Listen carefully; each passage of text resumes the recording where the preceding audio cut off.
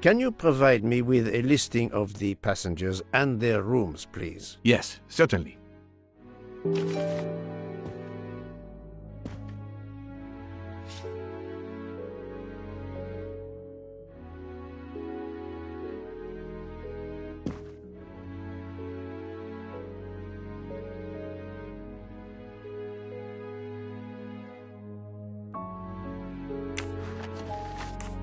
Are you a smoker? Indeed. Do you smoke e-cigarettes? No, tobacco only.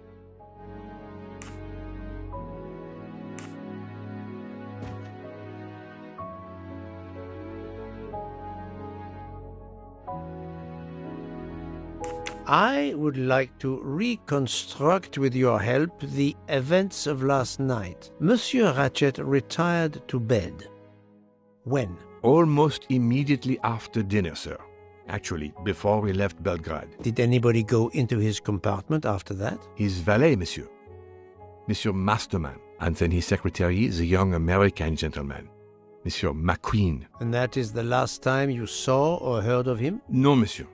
You forget that Monsieur Ratchet rang his bell around 12:40 a.m., soon after we had stopped. I knocked at the door, but he called out in French, "Ce n'est rien, je me suis trompé."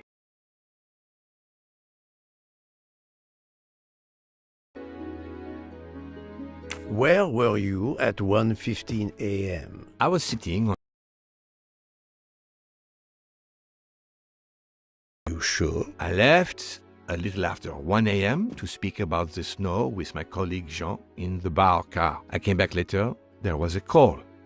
I remember speaking to you. Indeed, I remember. Carry on. It was the American lady, Madame Hubbard. She thought she saw a man in her compartment. Then, around 1:50 a.m., I made the bed for Monsieur Ratchet's secretary, Monsieur McQueen. He had spent the evening talking with the English Captain Arbuthnot. At 2 a.m., I returned to my place and stayed there until dawn. What is the last station where we stopped? Vinkovsky. Could someone have come on board? Possibly. I was very busy. Owing to the weather, we were a few minutes late. We left at 12:10 a.m. I found a button from an Orient Express staff jacket. Did you lose one by any chance? No, monsieur. As you can see, I have all my buttons. It is not mine.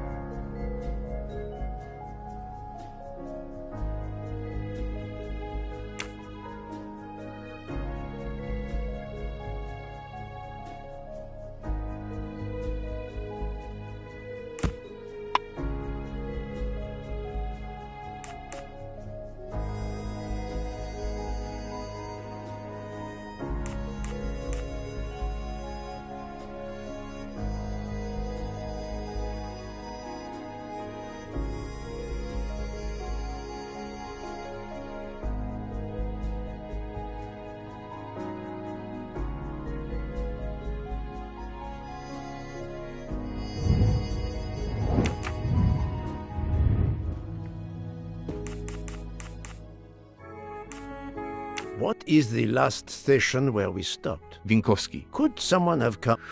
Possibly. I was very busy. We left at 12. Are you a smoker? Indeed. Do you No. I would like to Monsieur. Almost immediately after dinner, sir. Actually, before Did anybody go in? his valet, monsieur. And then his secretary. And that is the last time? No, monsieur. You forget that Monsieur Ratchet rang his bell around. I then left to answer another bell that had just... Where were you? I was sitting on my little seat at the end of the... Are you sure? I left a little after 1 a.m. to speak about the snow with my colleague Jean in the bar car. I came back... Indeed. It was the American... She thought she saw a man. Then around 1:50 a.m., I made the bed for Monsieur Ratchet's secretary, Monsieur McQueen. He had spent the evening. At 2 a.m., I returned to my place and stayed there until dawn.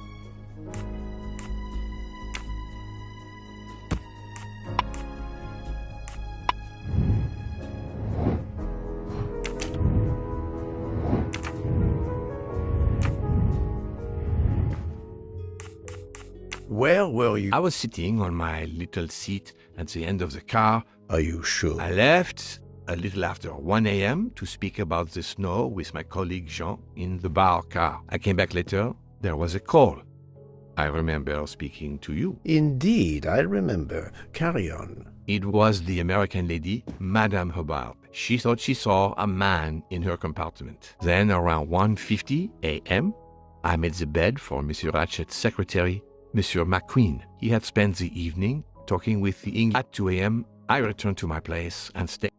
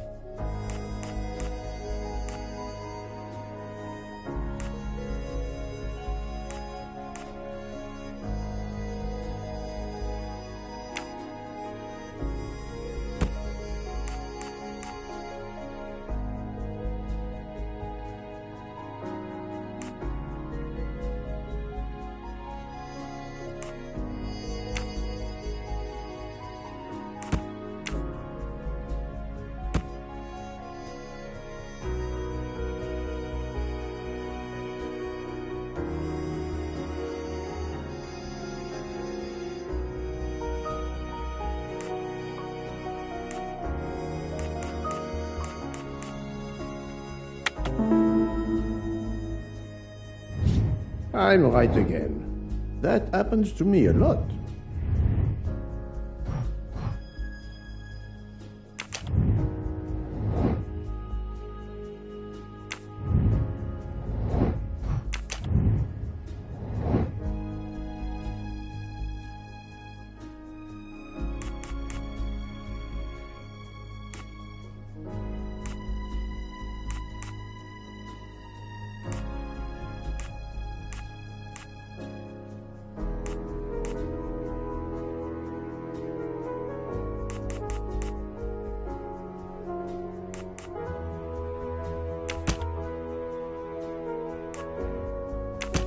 think, Poirot. That is not a good answer.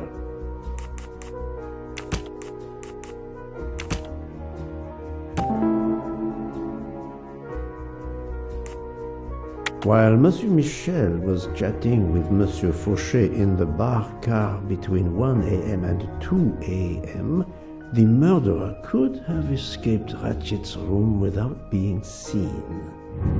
That's the right answer.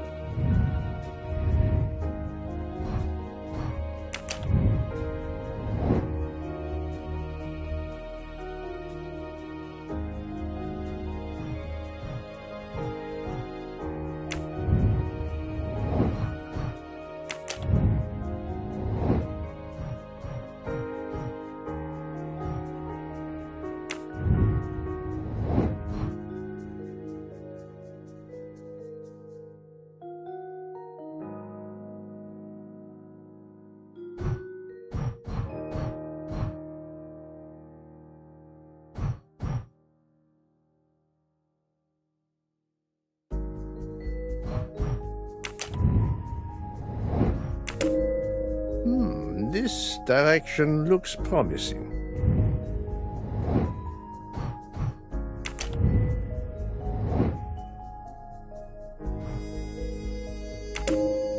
This appears to be a good lead.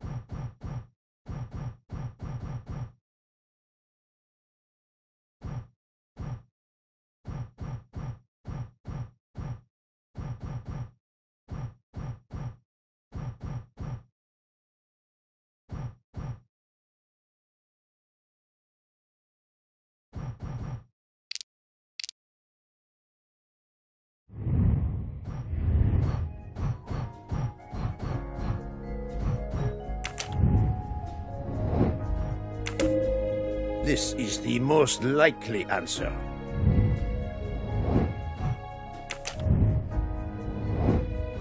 Very well, I choose to go this way.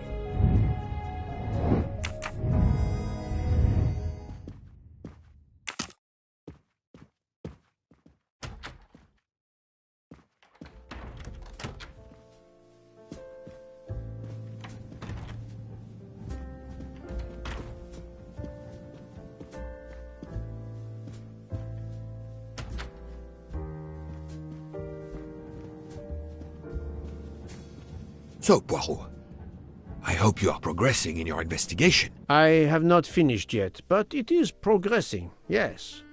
I still have many questions that must be answered. I will report to you as soon as I can.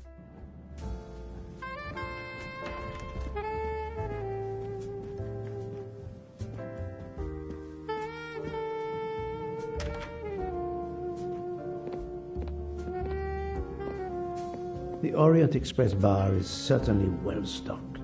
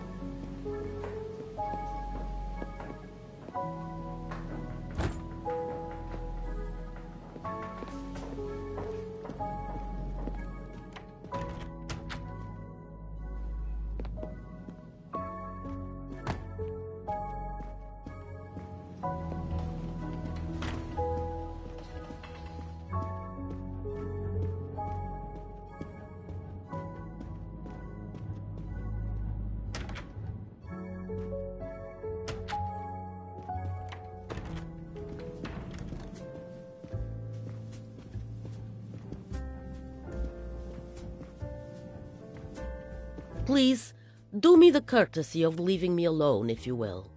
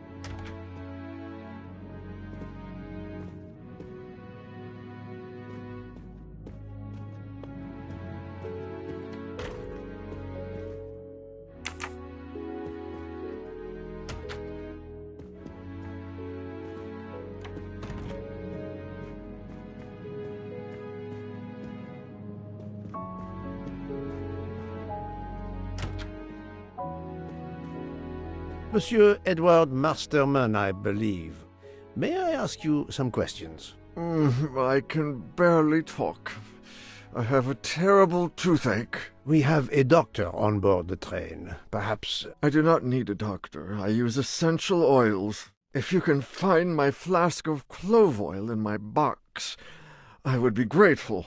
Fine, if you insist. I will help you.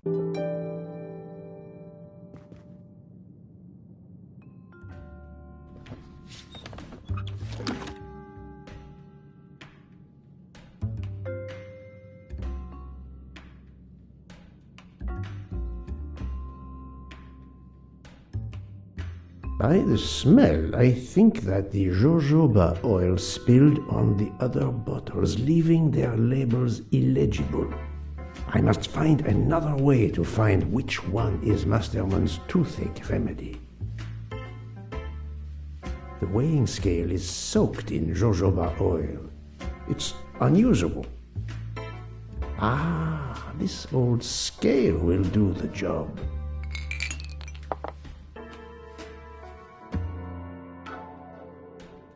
To start, I must first arrange the vials from the lightest to the heaviest.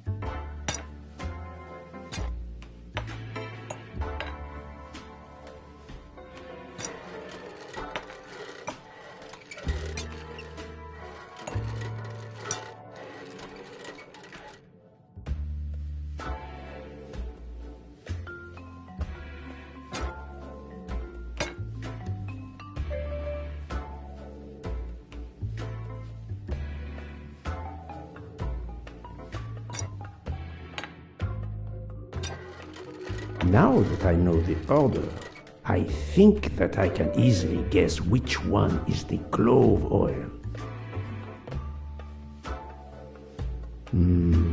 don't think this is the remedy.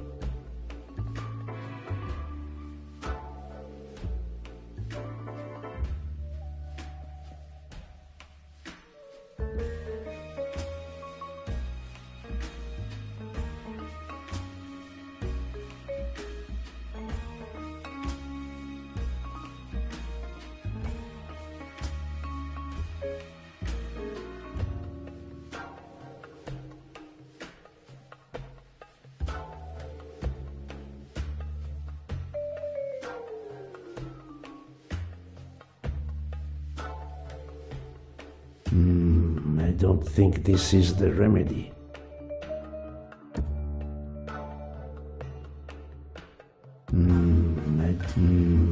Here is Monsieur Masterman's remedy.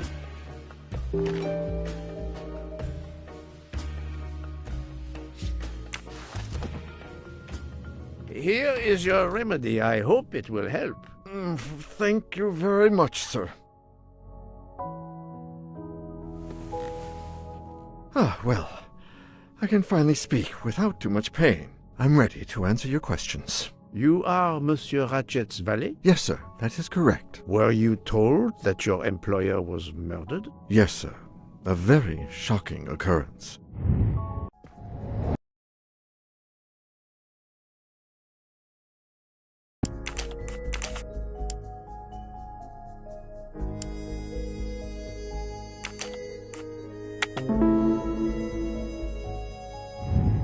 That was easy. At what hour did you last see Monsieur Ratchet? It must have been around 9 p.m., sir. That or a little after. I went to bed around 10:30 p.m., same as the person who shares my room, Mr. Foscarelli. He almost immediately began snoring. What did you do then? I read, sir, and I spent a while soothing my toothache with clove oil and listening to the snoring. Did you hear anything during the night? Yes, my roommate's snoring. Are you a smoker? Yes, sir. I have a cigarette now and then to relax. Tell me about your employer, Monsieur Ratchet. I've been working for him for 9 months. I should not wish to speak ill of the dead, but he was not a gentleman, sir. Did you know that he had enemies? Yes, sir. I heard him discussing some threatening letters, sir, with Mr. McQueen. Did he mention these letters to you? He had been reading a letter when I came in. He asked me if I was the one who put it in his compartment. I told him that I had done no such thing, and he should report it to the police at the next station. How did he respond? He laughed, sir. You're joking. I do not joke, sir. Forgive me, I can see you do not. Was he taking sleeping pills? Always when traveling by train, sir. He said he couldn't sleep otherwise. Last night he asked me to give him 2. I did so, along with a glass of water. He dissolved them in the water. Did you see him drink the water? No, sir. I left right after I gave him the pills. Was Monsieur Ratchet a smoker? No. He finds smokers disgusting. Can you tell me again why you gave sleeping pills to Monsieur Ratchet? Yes, I gave him the pills because when he takes the train, he has trouble sleeping. The letter must have worried him. He specifically asked me to prepare the sleeping pills. I didn't see him drink the water with the pills in it.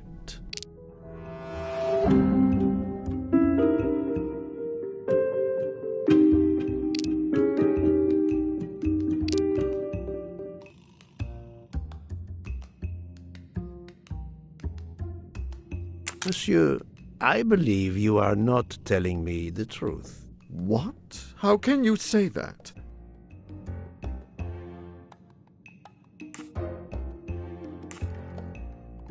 He received threatening letters, one, it seems, last night. Did you know he had a gun under his pillow? And even asked for my help to watch over him? I find it strange that he asked you for sleeping pills when he was afraid for his life and prepared to defend himself. I'm sure I don't know. Maybe to calm his nerves, maybe out of habit. It makes no sense. Wait, please. Isn't it possible that Mr. Ratchet asked me to prepare the pills but didn't plan to drink them for some reason. It is possible. But I am a student of character, monsieur, and the Monsieur Ratchet you describe is not the man I met. If you'll excuse me, my toothache is getting worse again. I'm afraid this time you must prepare your own clove oil.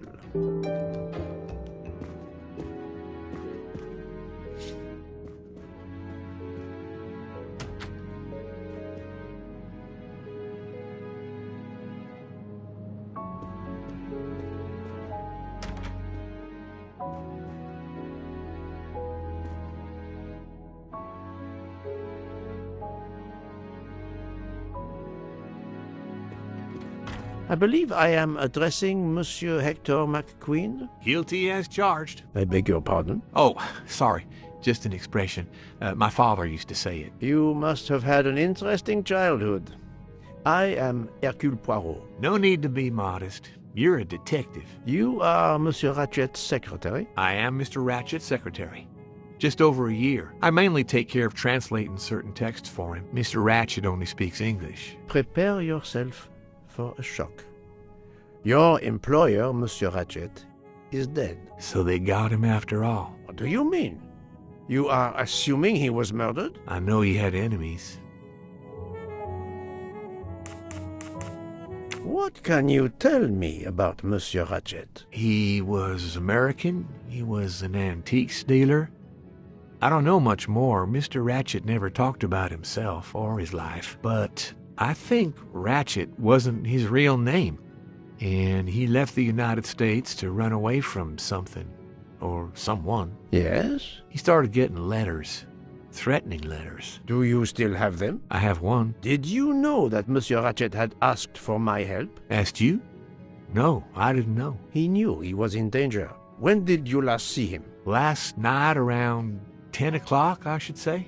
Did you like your employer, Monsieur McQueen? No, I did not. He was, I'm sure, a cruel and dangerous man. Can you tell me your movements last night? I went back to my compartment. I read a little. In Belgrade, I went out onto the platform to smoke, but it was cold. I quickly went back in. I then went to Mr. Ratchet's compartment to take some dictation for him. I left around 10 o'clock. I saw Captain Arbuthnot. We ended up chatting in my compartment. Then we went out on the platform to quickly stretch our legs at Vinkovsky. He left around 2 o'clock. Thank you. I will need to check Monsieur McQueen's story with Captain Arbuthnot. Can you tell me your movements last night? I went back to my compartment. I read a little. In Belgrade, I went out onto the platform to smoke, but it was cold. I quickly went back in. I then went to Mr. Ratchet's compartment to take some dictation for him. I left around 10 o'clock. I saw Captain Arbuthnot. We ended up chatting in my compartment. Then we went out on the platform to quickly stretch our legs at Vinkovsky. He left around 2 o'clock. Thank you. I will need to check Monsieur McQueen's story with Captain Arbuthnot. I found a diary in Monsieur Ratchet's safe. Did you know about it? I kept a business appointment book, but I know he had a personal diary as well. That looks like it. Are you a smoker? Yes, I smoke cigarettes. I've tried to quit, but no luck.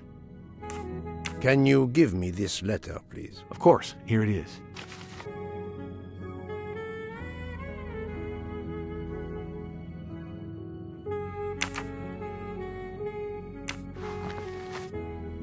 Was Monsieur Ratchet a smoker? No, he hated the smell of smoke.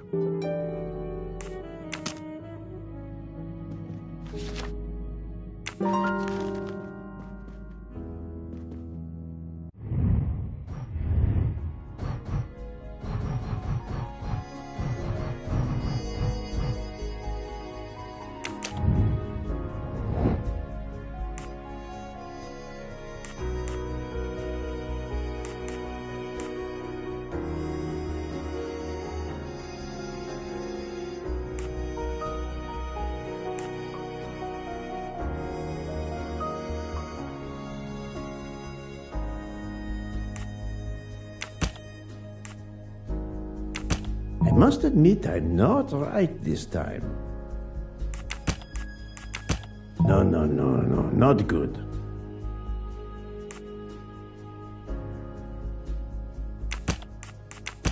Think, Poirot, that is not a good answer.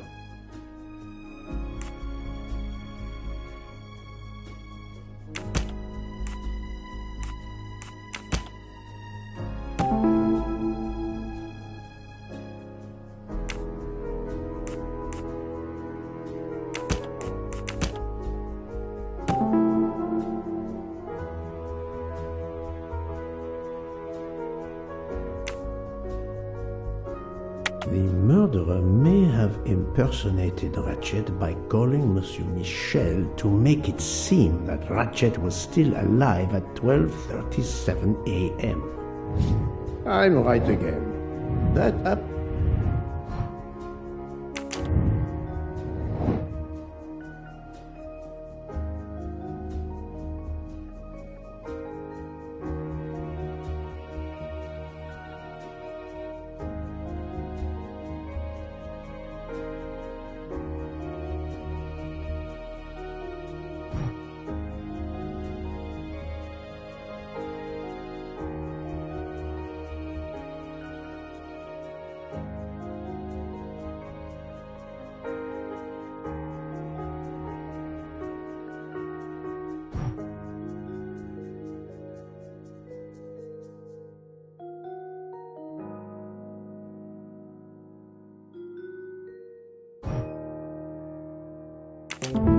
My little gray cells did not let.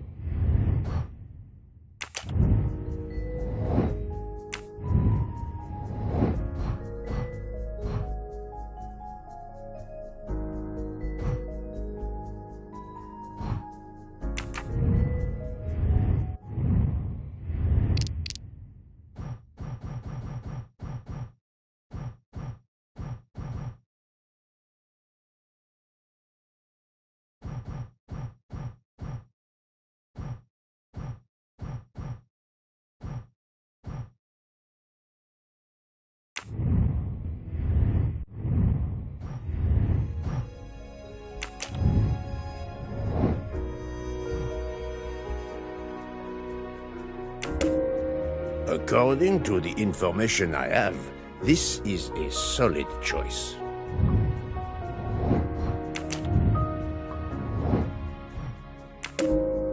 This appears to be a good lead.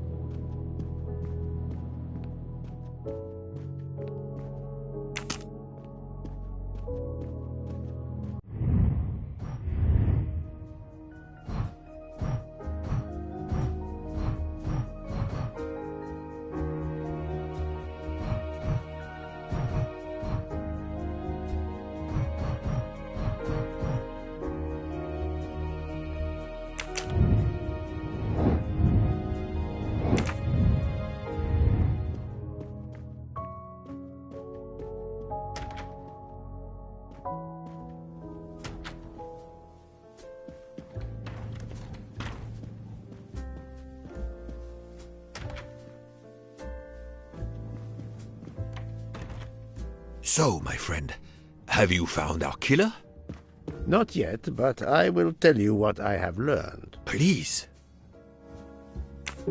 Our assassin could have gotten on the train at Vinkovsky disguised as a conductor, entered Ratchet's room and killed him. Then he walked out through Madame Hubbard's connecting door, where he lost a button from his jacket. He had to wait for Monsieur Michel to be absent. He waited too long. The train had left the station. He was trapped aboard. Indeed. He had opened the window to make it look that he'd escaped that way. However, if he waited until the train stopped again due to snow, his footprints would have been found. The murderer is still among us, on the train. There's a problem with the second-class toilets. What now? All morning passengers have been complaining that the door is locked, so I went to check. I knocked, but no one answered. I didn't think I should open it without speaking to you first. You did well, Monsieur Michel. Lead the way. I use my master key.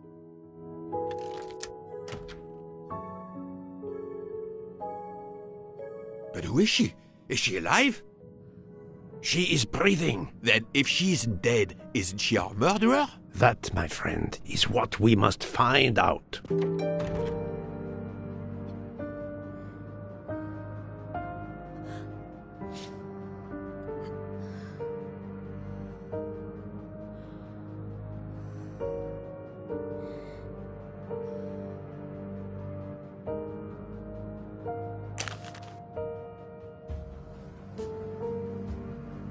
The ticket reads Joanna Locke, traveling in compartment 105.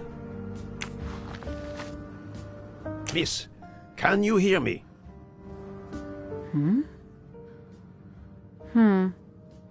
She's breathing. Her pulse is strong. There is no sign of physical violence. This woman is sleeping very soundly.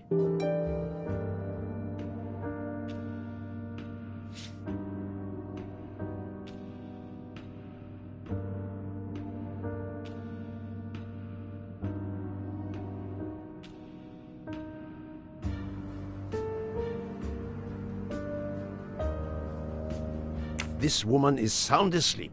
Given her location, I would say she has been drugged and deposited here. Well, at least it's not another murder on my train. The train is, of course, full. Monsieur, the list I gave you indicates that Hildegard Schmidt shares her compartment. I will want to talk to her later. For now, we will concentrate on this mysterious young lady. Let's return her to her more comfortable bed. Good idea. Pierre, locate this woman's room and fetch the doctor. Yes, sir. The train is, of course, full. Monsieur, the list I gave you indicates that Hildegard Schmidt shares her compartment. I will want to talk to her later. For now, we will concentrate on this mysterious young lady. Let's return her to her more comfortable bed. Good idea. Pierre, locate this woman's room and fetch the doctor. Yes, sir. I will question her when she wakes up. Please, let me know what you learn. Mademoiselle Locke's compartment is 105. I suggest we return her to her more comfortable bed. Yes, hopefully she will awaken soon.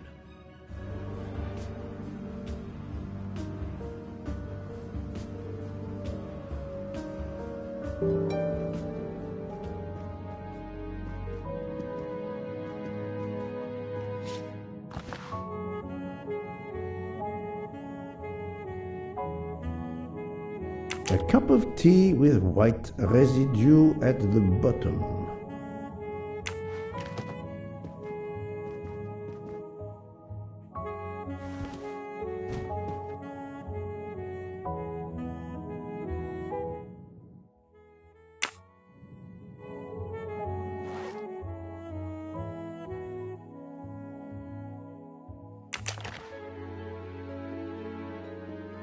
A briefcase and a wagon-lit conductor's jacket, and a button is missing.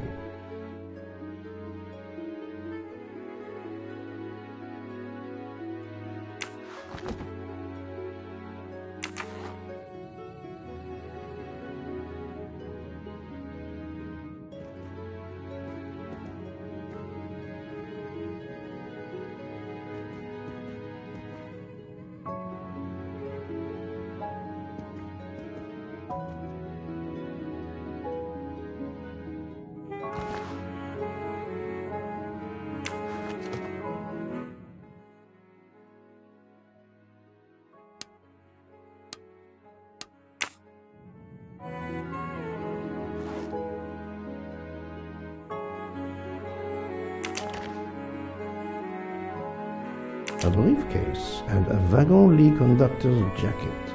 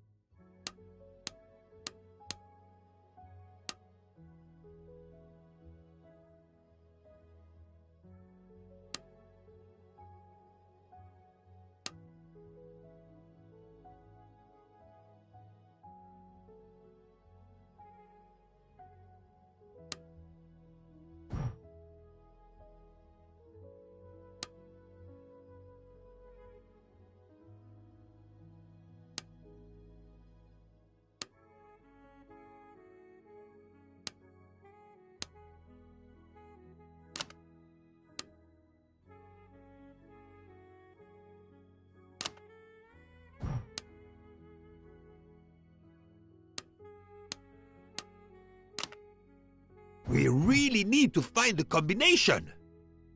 If you need a break, I can ask Jean to make you some coffee. Have you tried 0000? Poirot, what if the briefcase is booby-trapped? Poirot, I'm disappointed in you. I was certain you would have it by now. Have you tried 1, 2, 3, 4? But of course you know what you're doing. It is booby-trapped, is it? So, Poirot, any luck so far? No, that's mine. I never remember my passwords, so I make them easy ones. If you need a break, I can ask Jean to make you some coffee. So, Poirot, any luck so far? Poirot, I'm disappointed in you. I was certain you would have it by now. No, that's mine. I never remember. Book. Silent like a mouse, please. I'm sorry. You're right. I'll be quiet now. You need to concentrate. I will not utter another word. Not one. Book. There will be another murder on the Orient Express in a moment.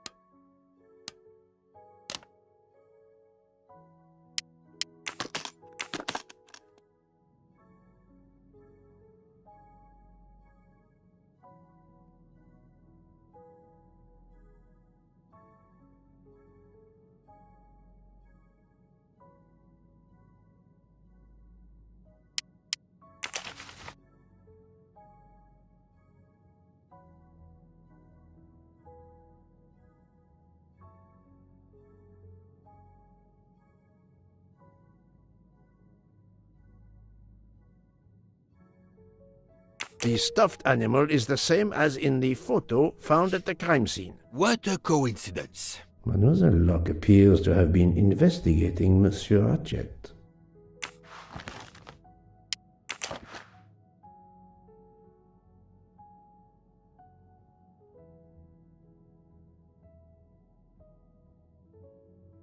Mademoiselle Locke seems very interested in our victim. Of course.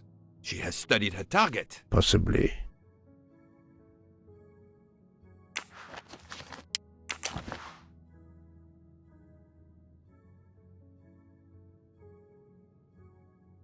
Her driver's license confirms her identity. She is American. These are fake IDs. It's certain.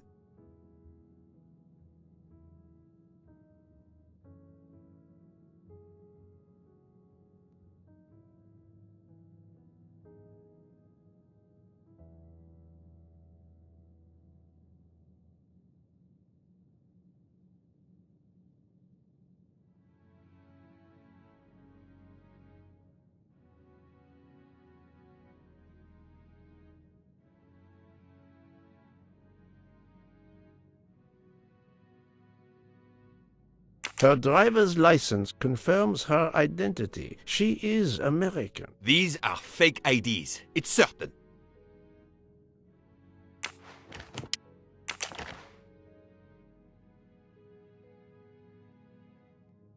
She has a gun. Come, Poirot. Criminals are often known to carry one. Ratchet was stabbed, not shot. But then why take it on the train?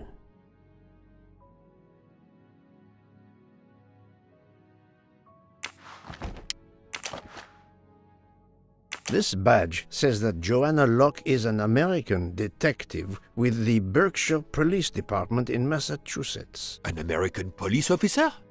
Oh. Look, she's waking up.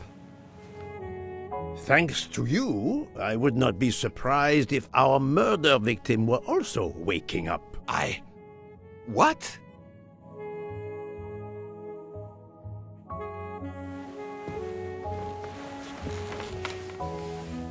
Oh, my head.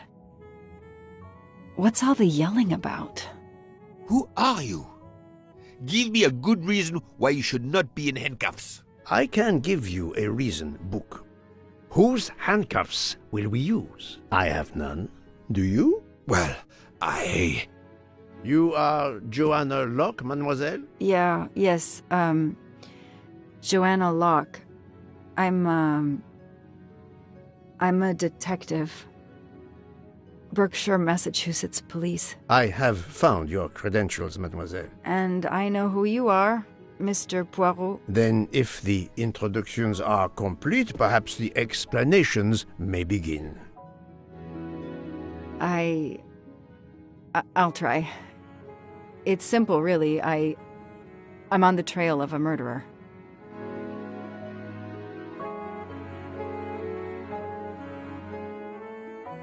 I had just been promoted to detective after 5 years on patrol.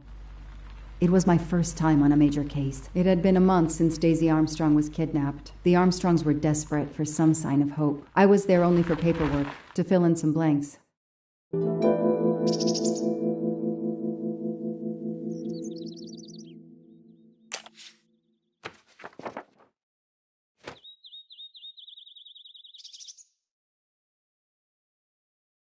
The investigation is now part of a pile of investigations, and my captain sent me here just to dot some I's and cross some T's.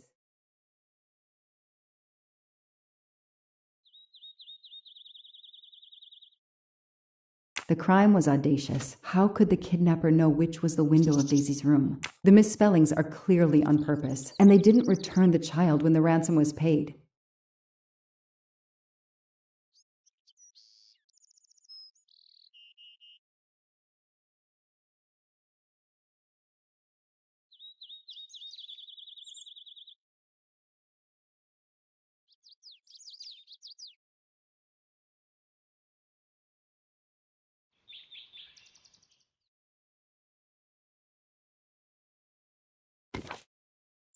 How could the child be taken with so many people in the house?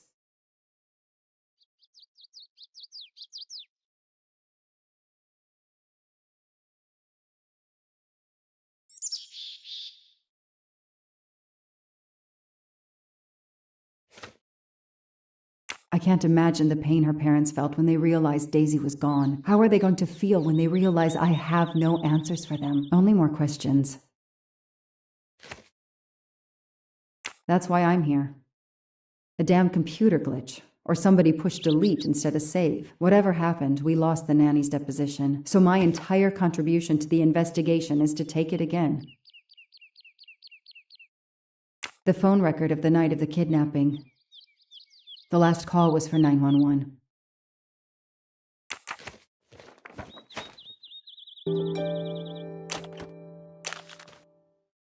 A topographical map, often more important than a road map in these mountains.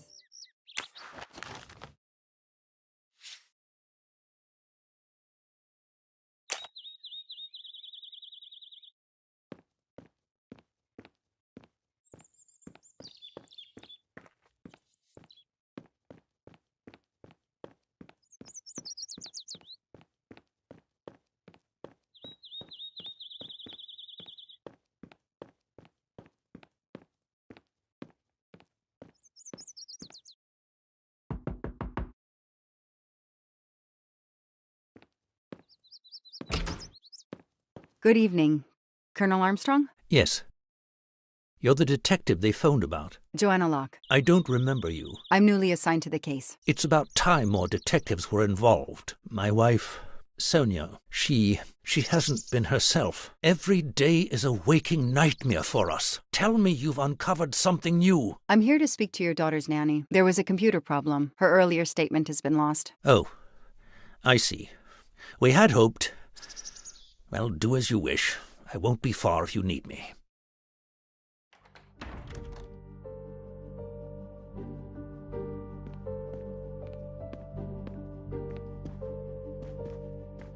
Their fairy tale became a nightmare. How are you doing? Are you holding up? You know, in the military, you're supposed to have the stiffest of upper lips. The Desert War taught me that soon enough. But this, it's difficult. Damned difficult. Harder on my good lady, of course. Do you know where I can find Miss Moreau? Her room is upstairs across the hall from Daisy's. She seldom leaves it. I won't be long. Take whatever time you need.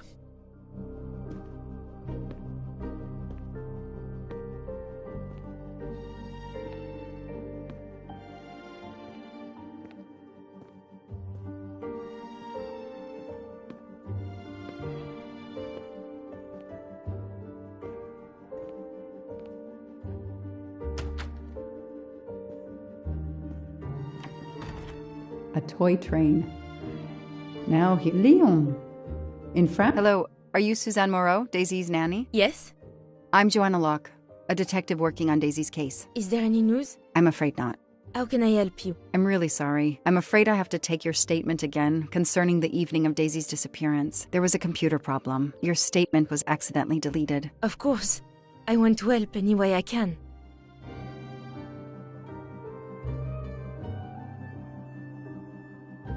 Tell me about that night in your own words. The Armstrongs had a party to raise money for a museum, I think. Mrs. Armstrong is on her board. I was in charge of Daisy. I stayed with the little one all evening, playing with her and reading books to her. She couldn't sleep with all the noise and the comings and goings.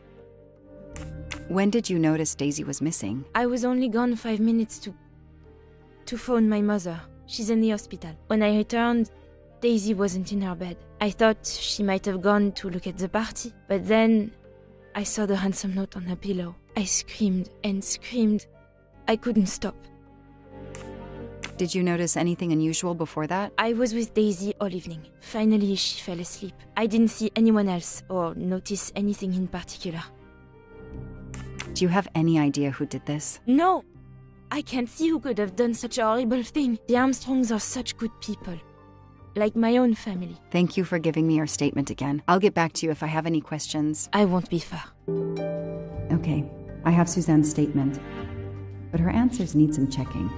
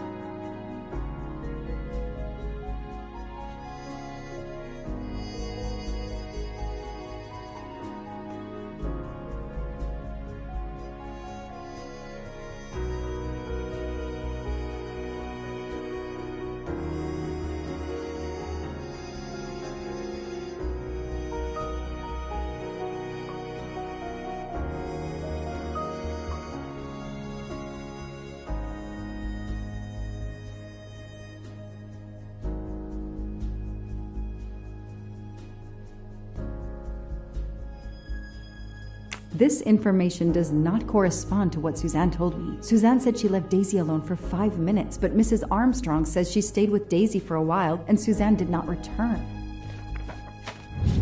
That is a great detective job.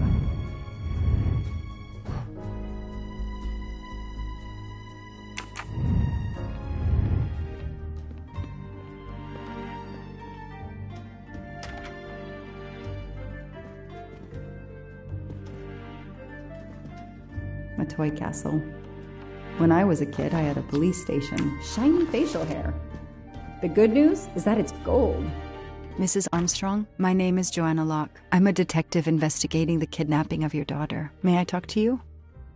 When is your baby due? Mrs. Armstrong? Sonia? I don't want to talk. I just want to see my daughter again. That's all that matters. The poor woman.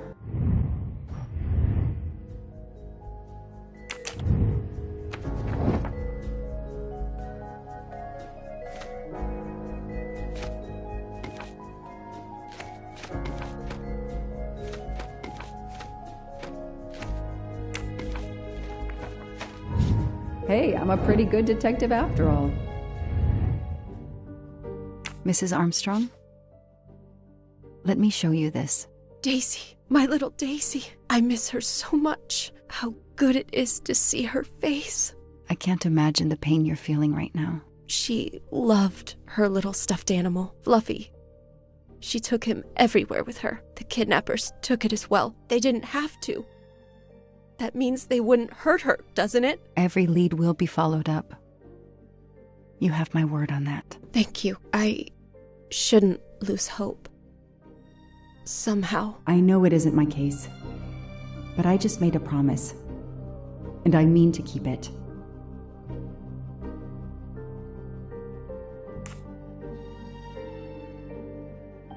Tell me about the night Daisy was taken, especially anything about your daughter and Suzanne Moreau. Apart from seeing to our guests, I took a moment to check on Suzanne and Daisy in Daisy's room. Suzanne wasn't there, but Daisy was asleep. I sat with her for 10 minutes or so. Suzanne didn't return while I was there, but there's no reason for her to sit there all night when Daisy is asleep. I went back downstairs. Do you know where I can find Miss Moreau? She's in her room. Last door on the left. May I come back if I have more questions? Of course. Anything I can do. Okay, the stories Sonia and Suzanne tell.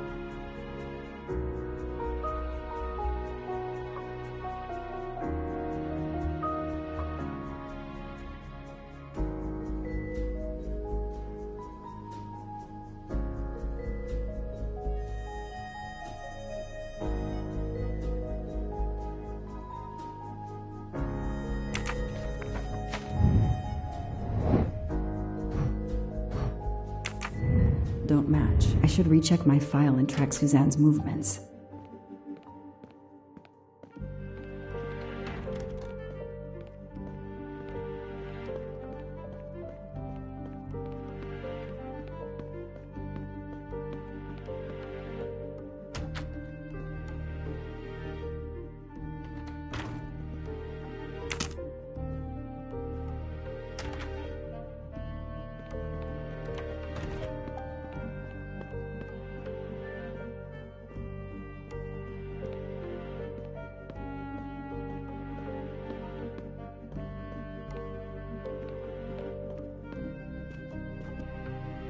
Did you see Miss Moreau during the party? I remember seeing her at some point, but otherwise no. I was too busy with my guests. Wear the smile, shake the proffered hand. I won't be long. Take whatever time you need.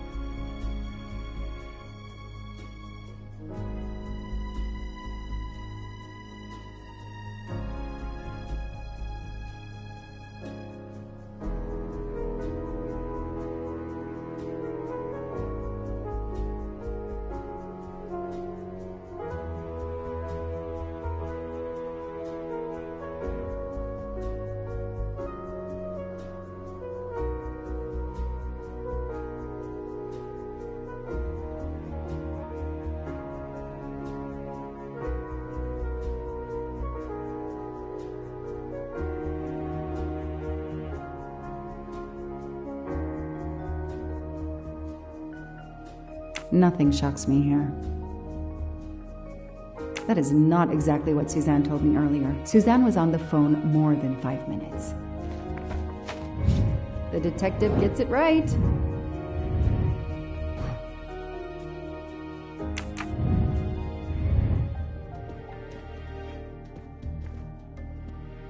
I won't be long. Take whatever...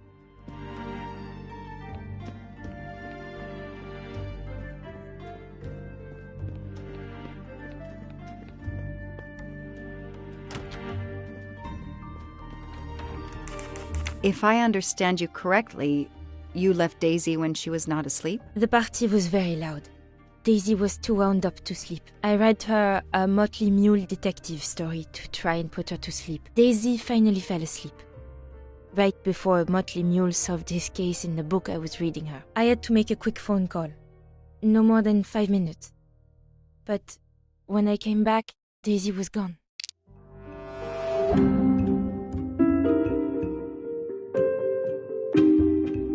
It says detective on your badge. Prove she's lying.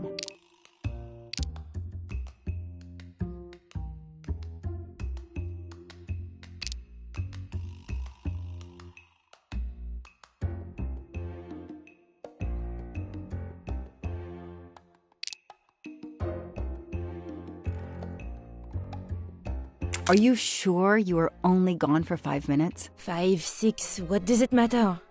It was very quick.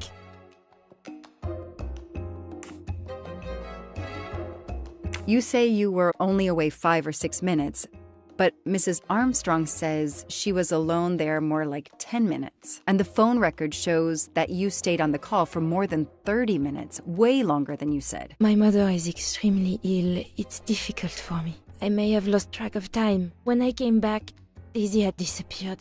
It must have been a coincidence. You have to be precise, Suzanne. A little girl's life is at stake. Why are you doing this? I didn't do anything wrong. I would never hurt Daisy. I need to check Suzanne's story. I should see if the Armstrongs can confirm what Suzanne told me.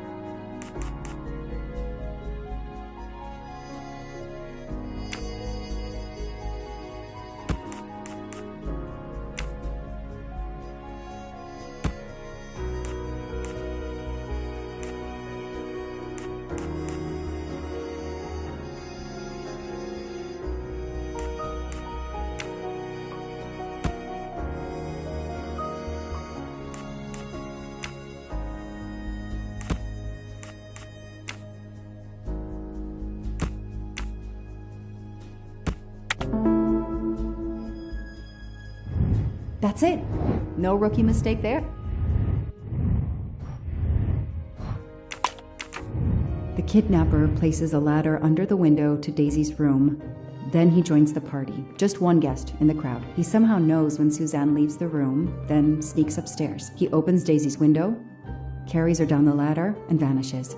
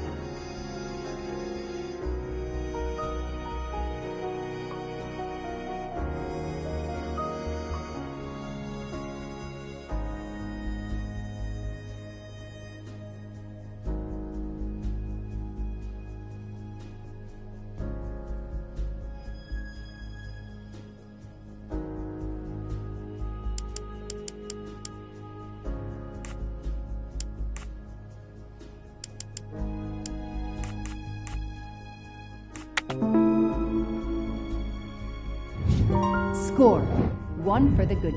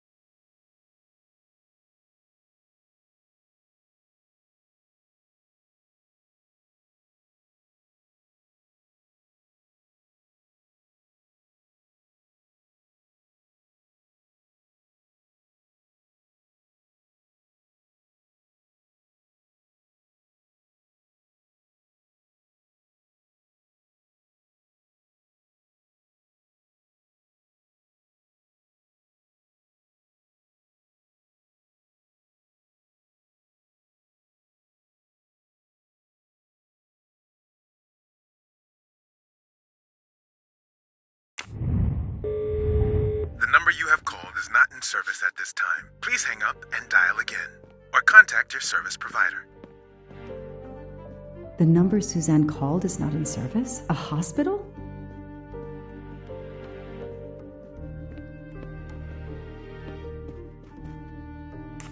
Ms. Moreau told me she called her mother. Well, why not? I believe they are very close, and the poor woman is not well. She needs some experimental treatment that isn't available yet in France.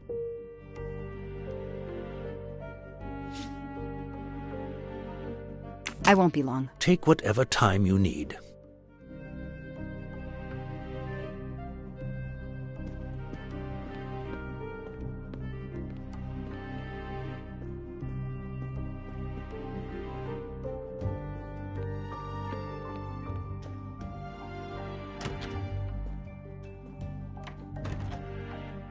I spoke with Suzanne.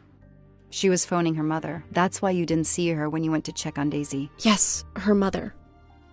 I tried to call the poor woman earlier that week, but the hospital said she's been in a medically induced coma for more than 2 months. Suzanne told me she called her mother, but she would have known her mother was in a coma.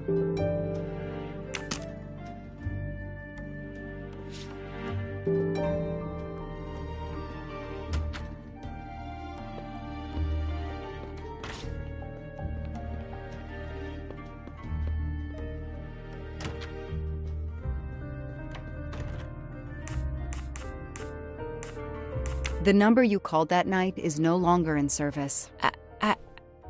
I don't understand. That's the number the hospital gave me to call my mother's room. You told me you were on the phone with your mother when Daisy was abducted. As we said earlier, I didn't pay attention and was on the phone longer than I said. But since my mother is very ill, she had to leave her hometown, Lyon, because the treatment is not approved yet in France. She is in an hospital in Boston for a special treatment. I call her every night to check on her. When I came back, Daisy was gone. I'll never forgive myself.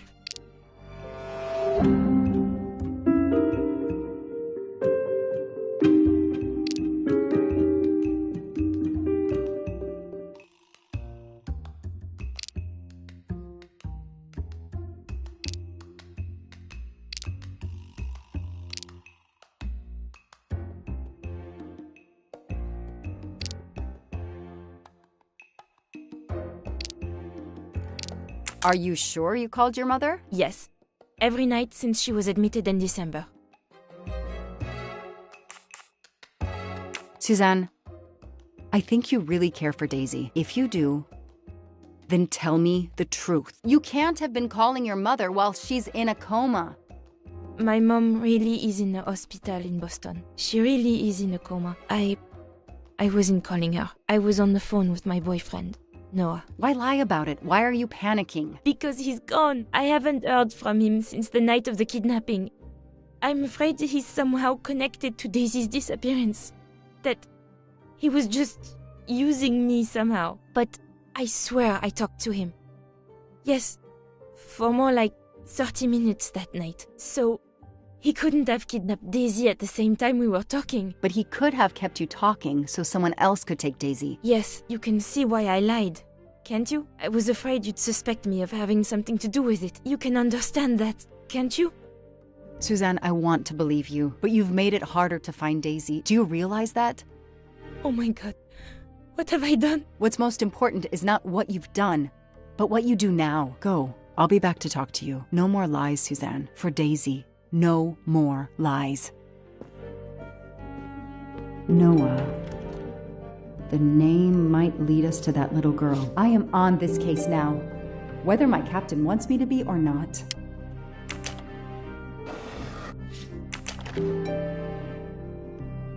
I expect Suzanne must have gone through a lot of tissues these past weeks.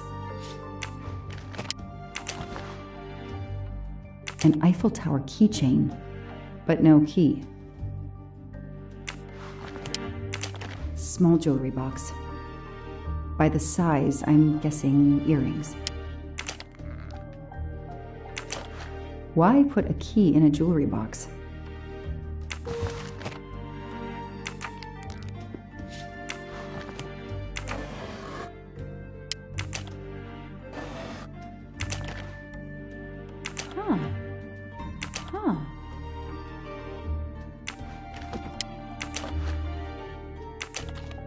What's in the glass case? Oh, big surprise. Glasses.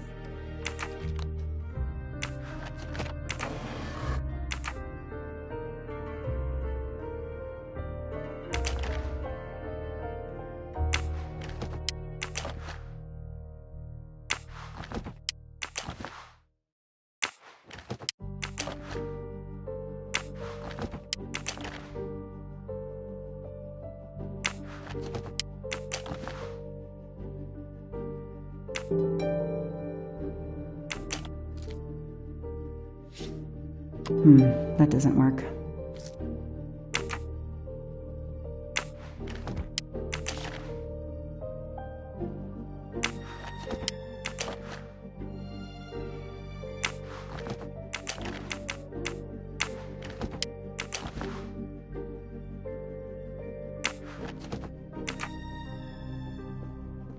A toy train.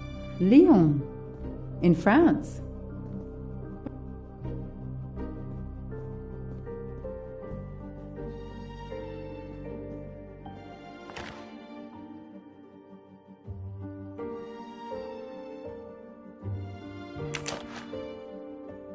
A card from the florist.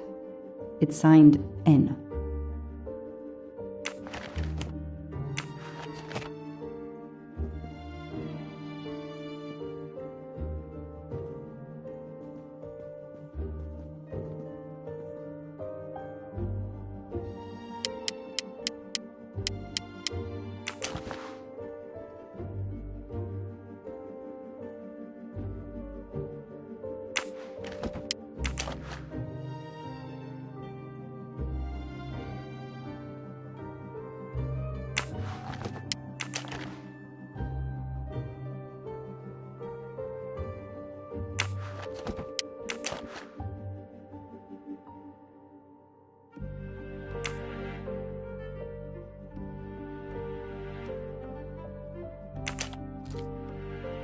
That doesn't work.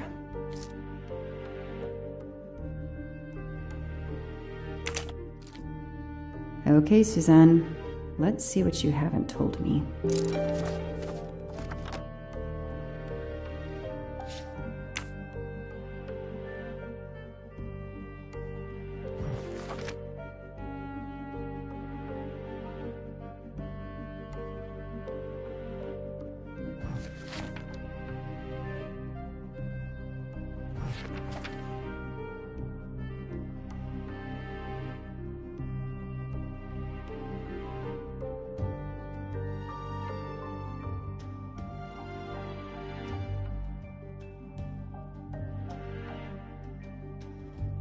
I can see why Suzanne didn't tell me everything about this, Noah. It's clear when he disappeared that she realized something was very wrong.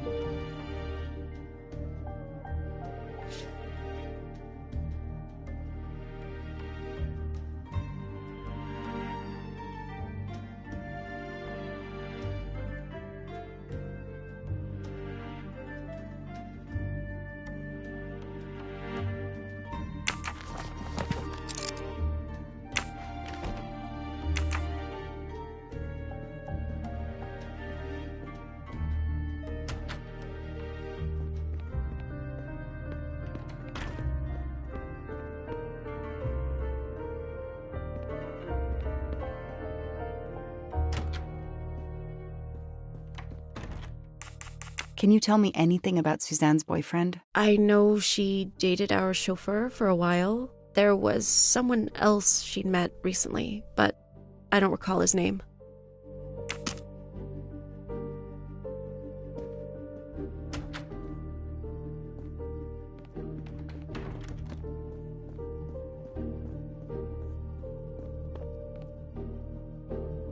I imagine these flowers must have been beautiful.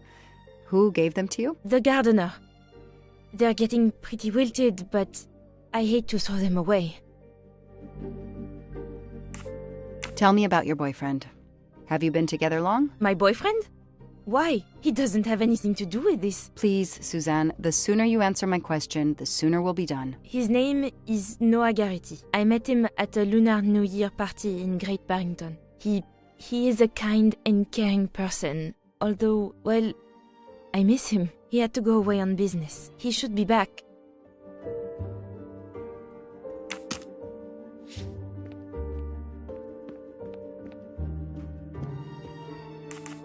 Know anything about Miss Moreau's boyfriend? Her boyfriend?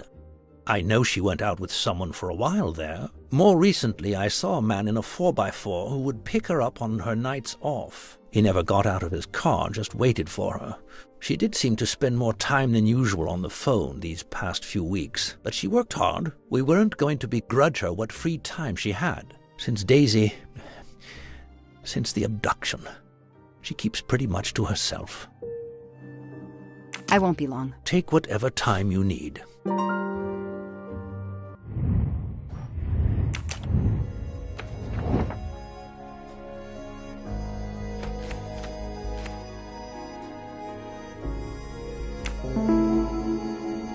These tire tracks could well be from Suzanne's boyfriend's 4x4. Hey, I'm a pretty good detective after all.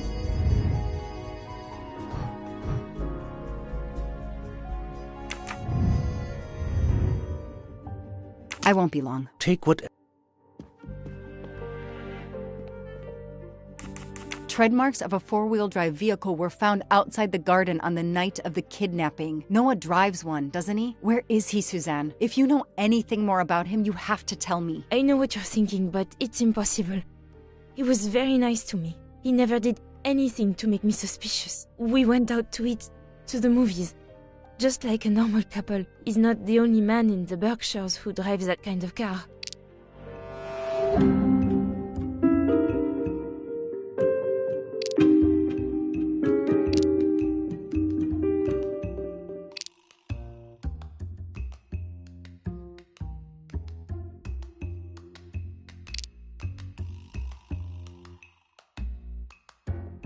Where is a lie detector when you need one? You really didn't notice anything strange about Noah until he vanished? He could get moody at times. as if he had a lot on his mind.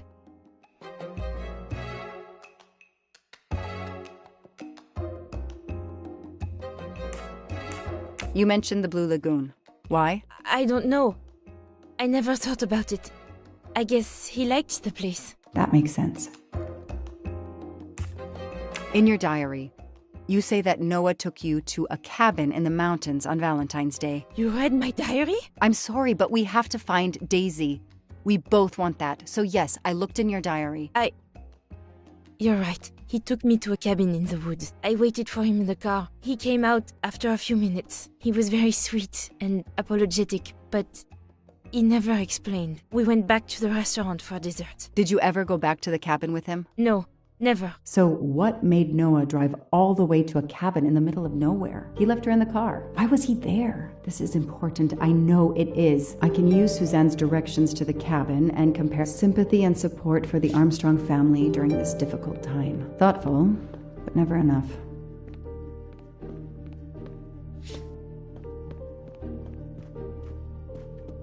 I won't be long. Take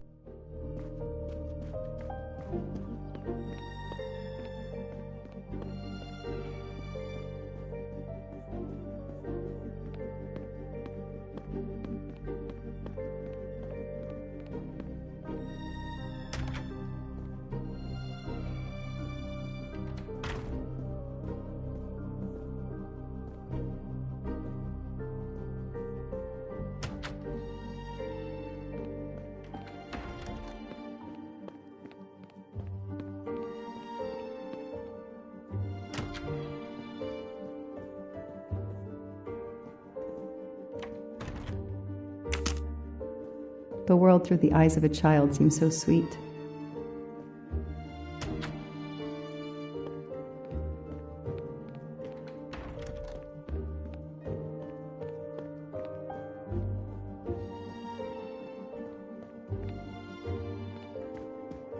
I won't be long. take what Their fairy tale became a nightmare. Not really my style, but I'll take it.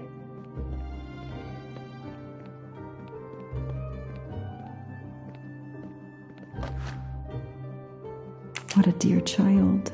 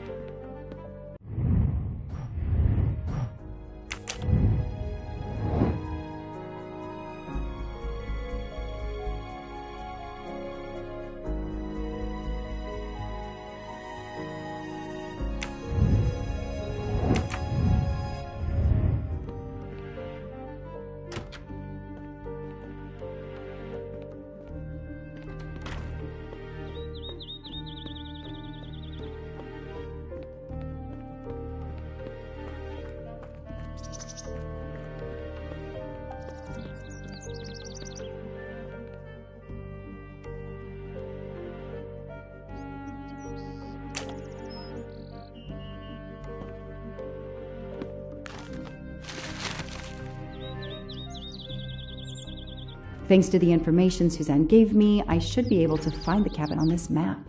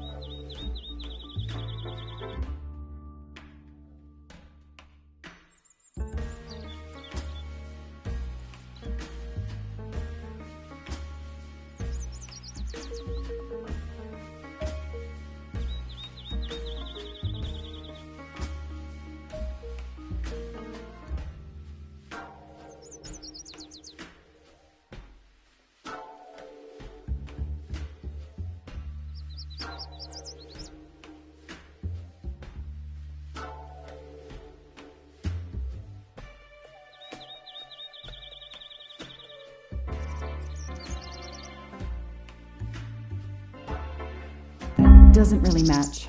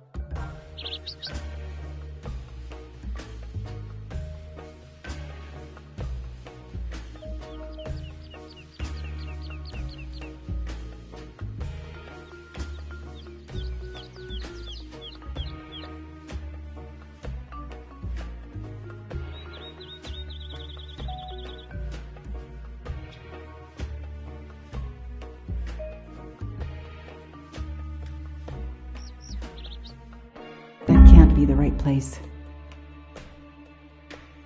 Probably not here.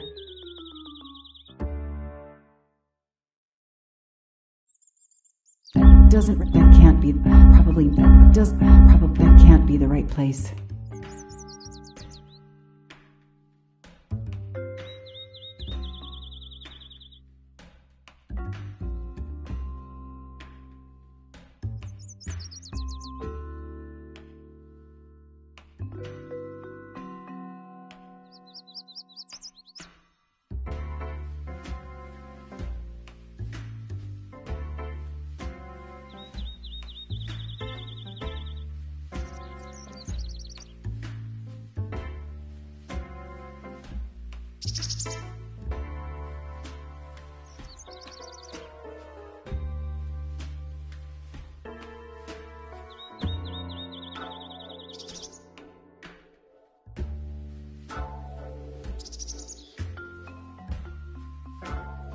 Probably not here.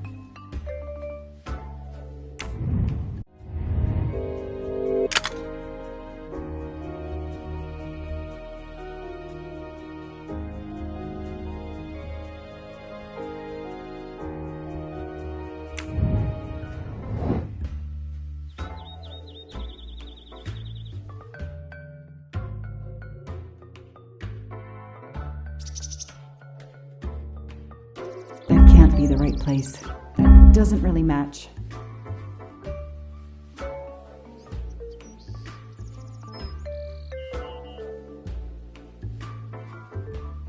That can't be the right place. Probably not here. That doesn't really match. Probably that can't be the right place.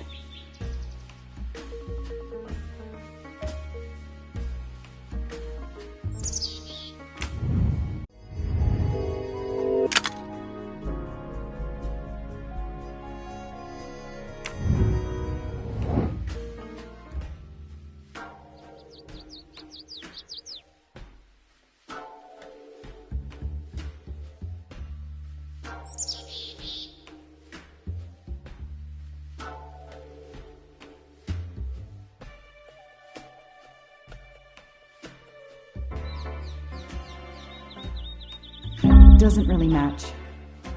Probably not here.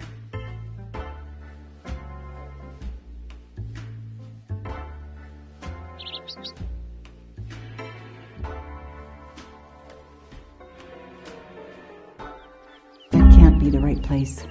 It doesn't really... probably not here.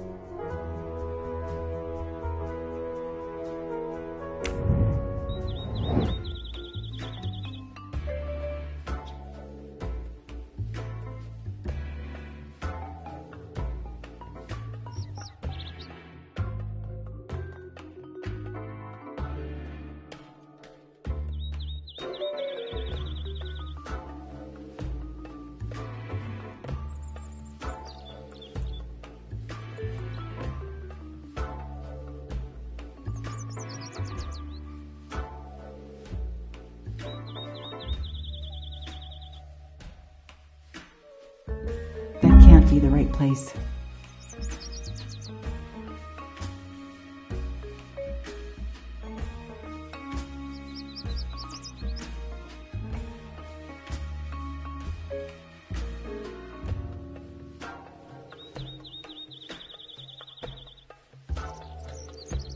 Probably not here.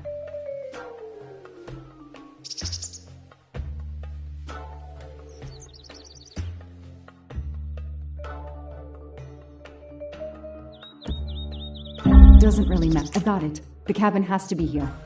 I have to find that cabin. I hope I'm not too late.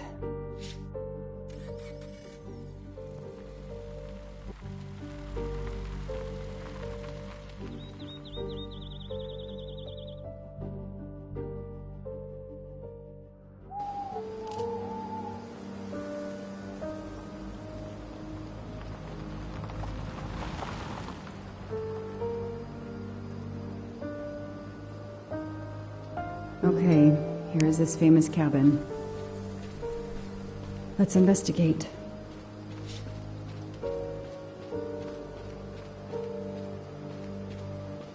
That barrel is sturdy enough. I could climb on it.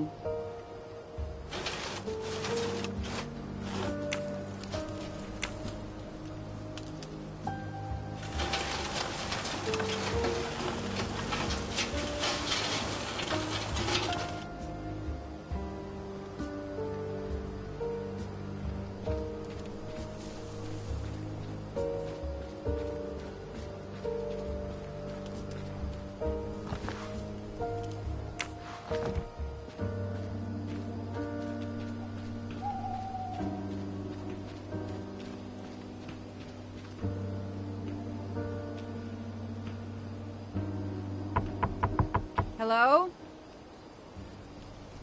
Is anyone there? Nobody. I can't just waltz in without a warrant.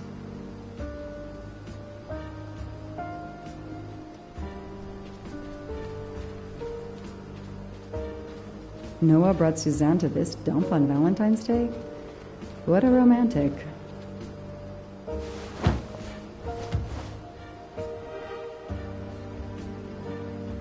It's Daisy's plush toy. If Fluffy is here, the kidnapper has been here.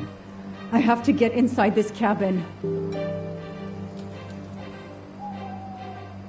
Empty wine bottles. Somebody has been here lately.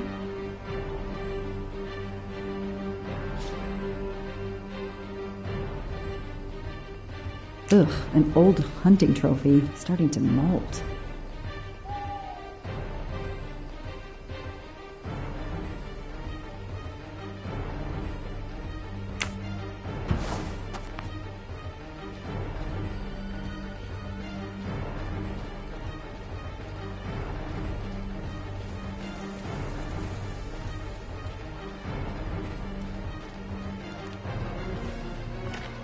A maul for splitting wood. Perfect for attacking doors.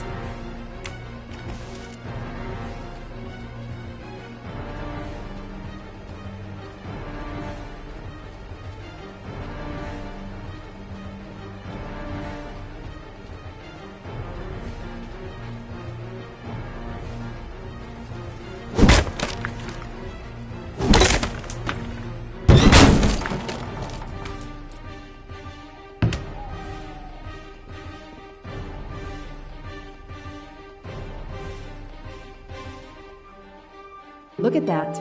A broken door to investigate. No need for a warrant.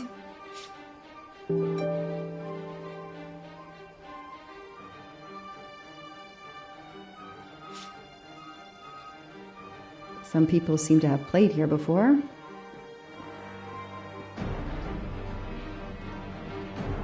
The floor is scratched and worn in this area. The sofa must have been moved a lot.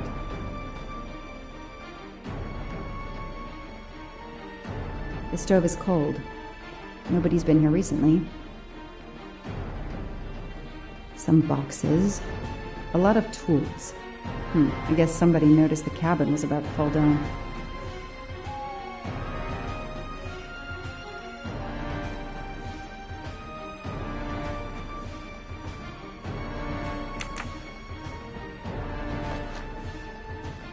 That's a woman's hairbrush. Did Suzanne actually come in here after all?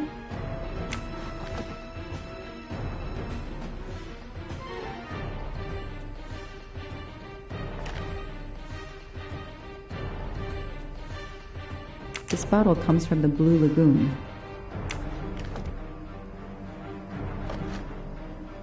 It's fluffy, no doubt about it.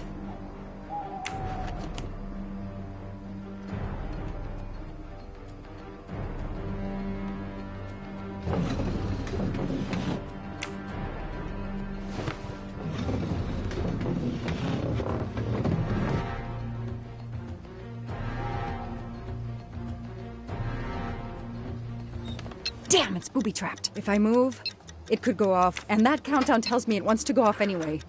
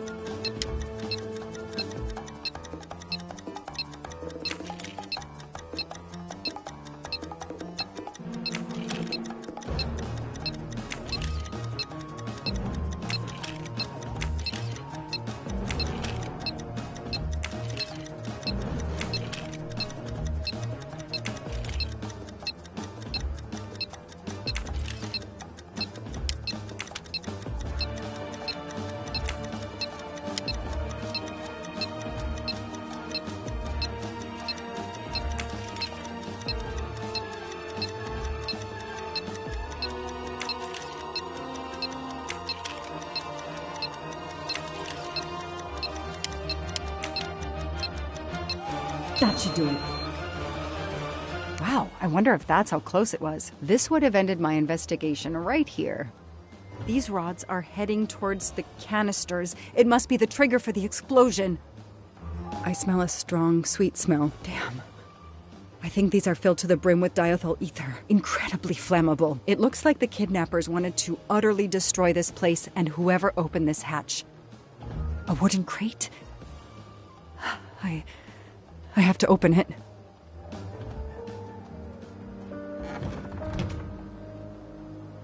Oh no. Daisy. No. I called in my discovery of the body. Then there was nothing I could do except protect the site for forensics.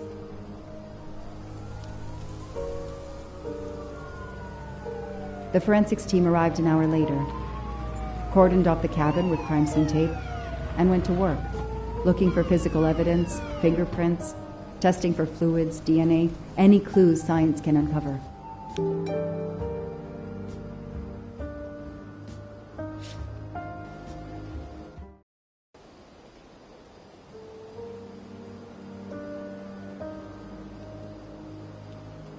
They removed Daisy's body. The autopsy would take place in the morning. But I had one more stop to make.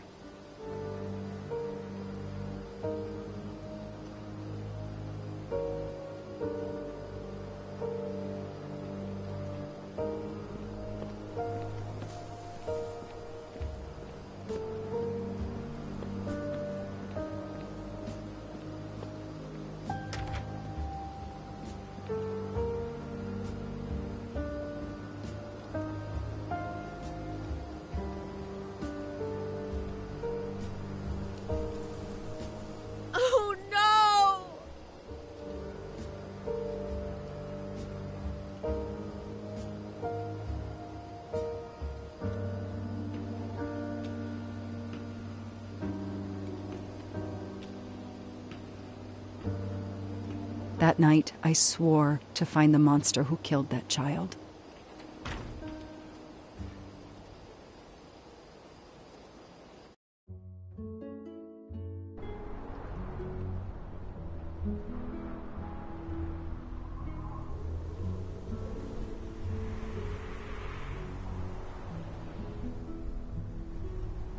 Ratchet on train saw me?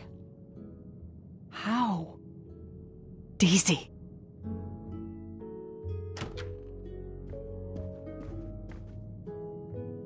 She was awake? And then she collapsed again. I take the responsibility. She was weaker than I realized. Oh. Lie still while I examine you. Pupils dilated? I'm all right.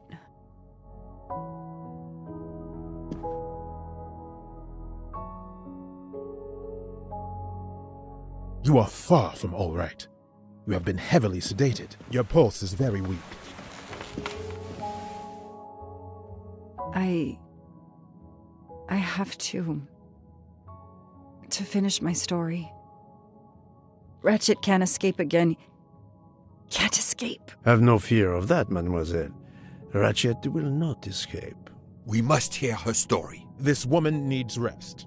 I will let you know when she is recovered enough to continue. But I warn you, it will be some time. I understand, Doctor. Thank you.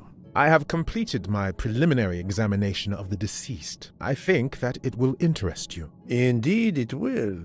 And I have other witnesses to interrogate. You are right. Let's not put this poor woman in danger. There will be plenty of time for her to finish her story when she has recovered. By all means, tell me the results of your examination.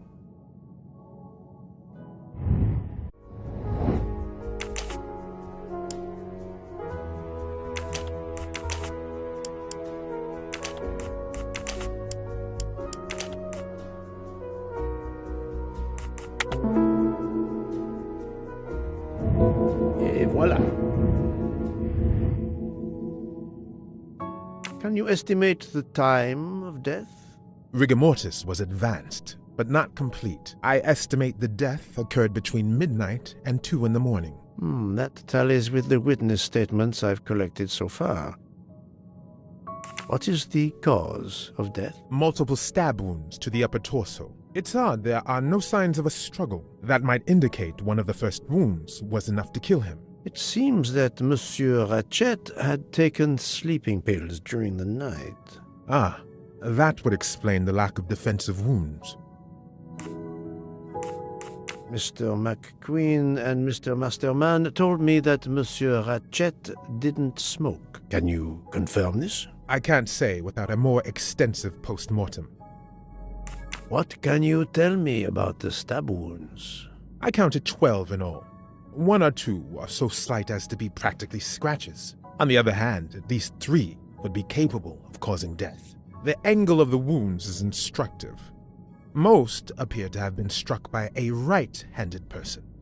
But you see, this one, under the right armpit, it's not a deadly blow given the depth, but a right-hander couldn't have done it. It was most certainly struck with the left hand. So, our murderer is left-handed. No, it is more difficult than that, is it not? As you say, Mr. Poirot, some of these other blows are just as obviously right-handed. Do we have a first and second murderer, as the great Shakespeare would put it? The first murderer stabs his victim and exits left, turning off the light. Then a second murderer comes in the dark, does not see his or her work has been done, and stabs a dead body. Magnificent. You think so? I'm glad.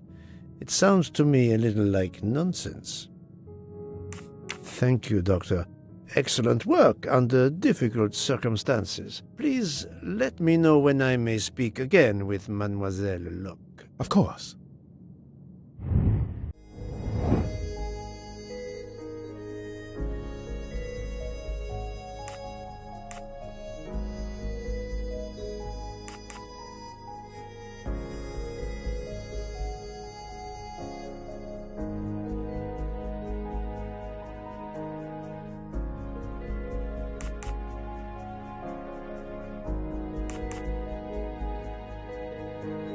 Those I've questioned could be lying to me. I must be sure of the answer. Even a smoker might innocent... Yes, that's certainly a good place to start.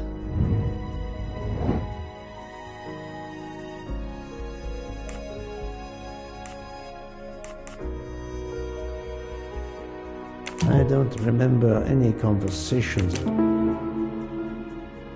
Yes, I have personally seen some passengers smoking. I just have to remember who they were.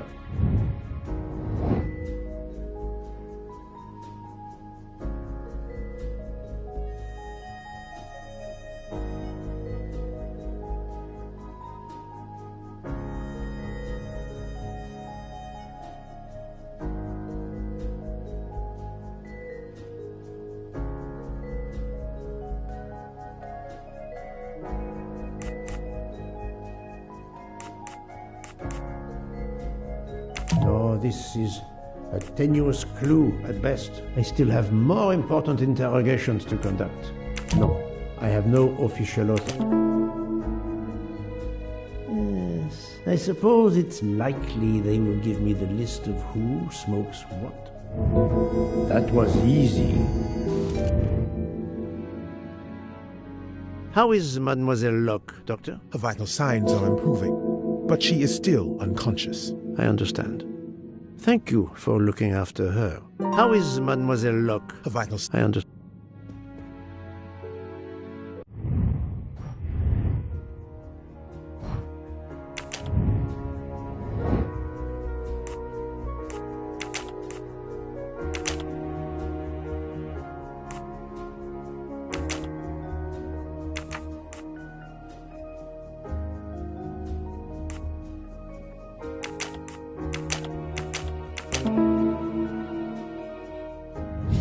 That's the right answer.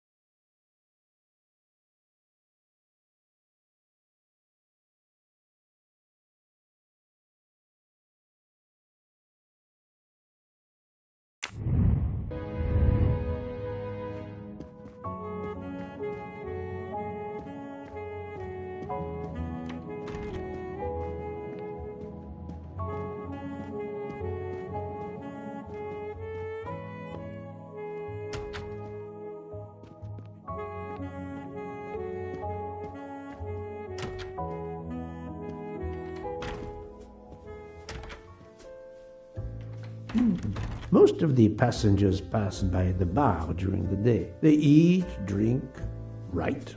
Maybe I can use this information for my investigation.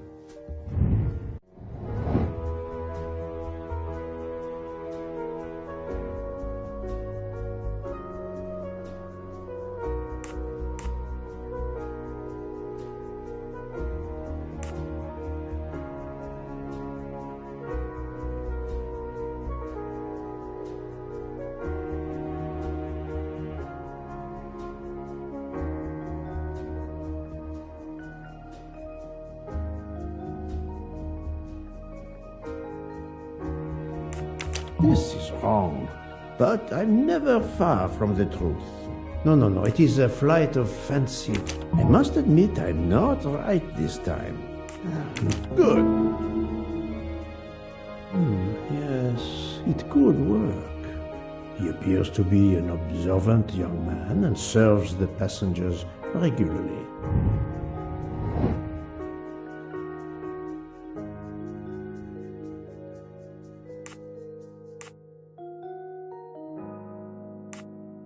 Well done.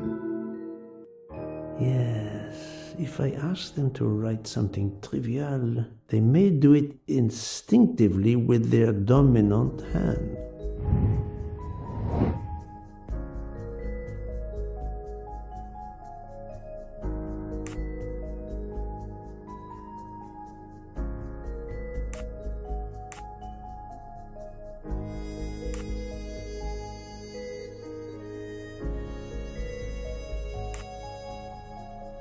Good job.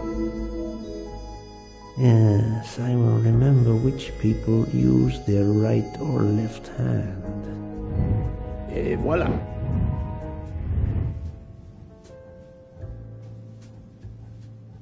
Mademoiselle Debenham, I have a few questions for you. Of course.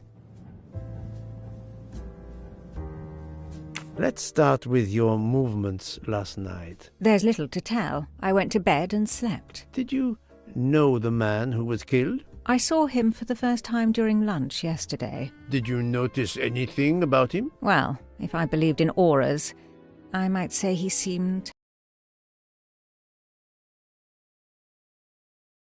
Writing your address on this paper for me? Not at all. That's it. Mademoiselle Debenham is right-handed. Do you recall what time Mademoiselle Olsen went to get some aspirin from Madame Hubbard? I remember glancing at the clock. She left our room just after 10:30 p.m. Was she away for a long time? About 5 minutes. That confirms what Madame Hubbard told me. Do you smoke by any chance? No, I never have. Do you own a scarlet nightgown? No, it isn't mine. Whose then? I don't know. What do you mean? You do not say, I have no such thing. You say, it isn't mine, meaning that you know who it belongs to, am I correct? Oh, I see. No. I woke up this morning about 5 a.m., with the feeling that the train had been standing still for a long time. I opened the door, and I saw someone in a scarlet kimono some way down the corridor. Her back was turned. It was impossible to see who it was. I understand. Thank you for your assistance, mademoiselle.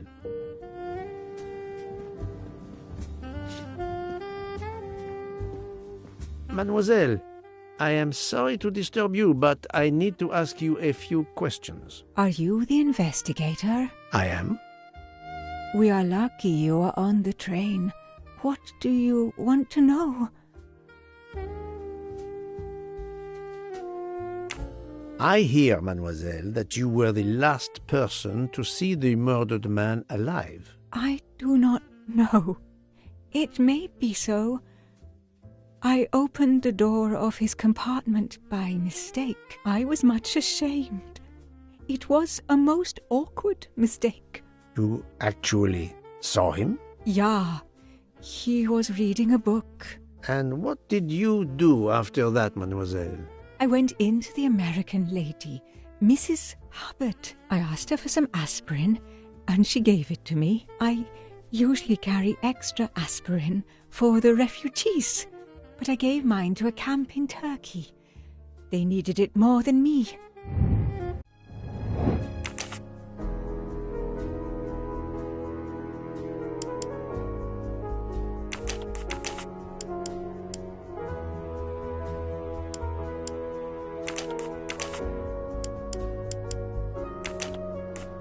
This is wrong. No, not good. I do not think...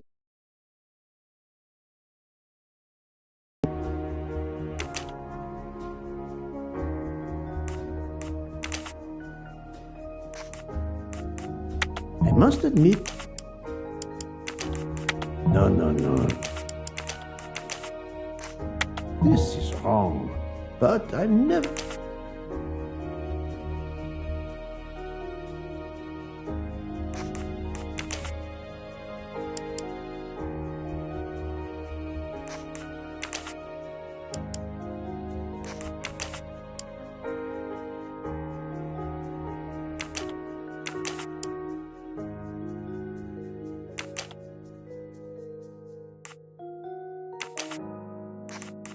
I do not...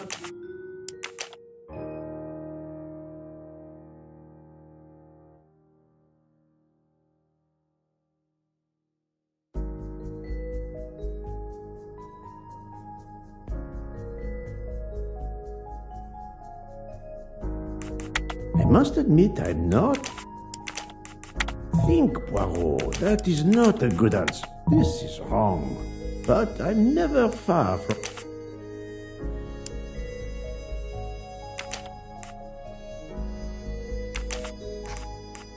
I do not...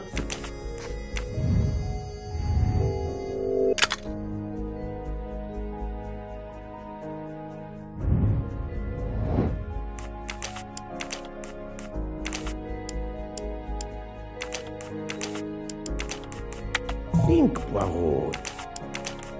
No.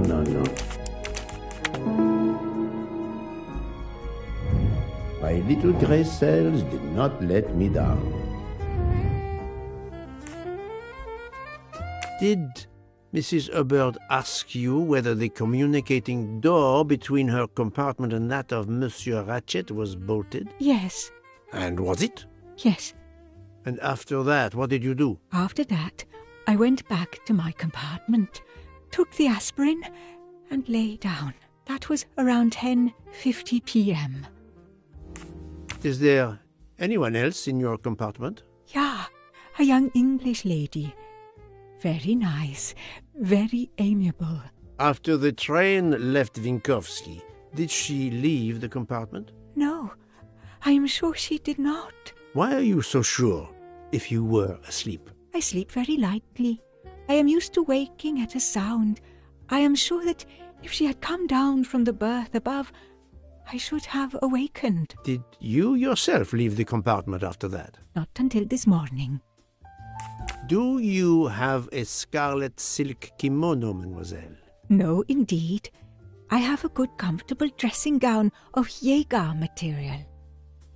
Do you smoke, mademoiselle? No, I can't stand the smell of tobacco. Perhaps you will be so amiable as to write me down your address. With pleasure. Mademoiselle Olsen is indeed right-handed. This was a very interesting conversation, mademoiselle. I thank you. If you have any other questions, I'll be in my compartment. Good luck, Mr. Poirot.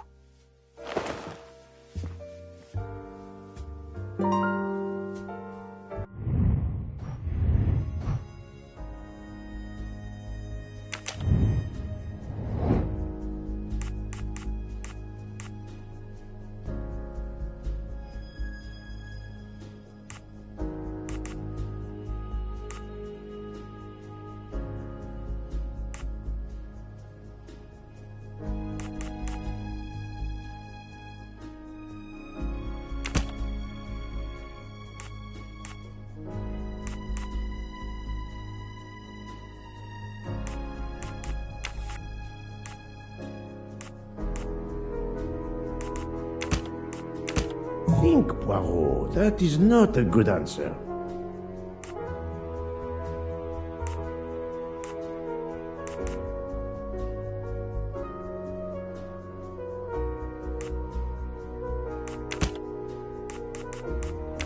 No, not good. I must admit I'm not right this time.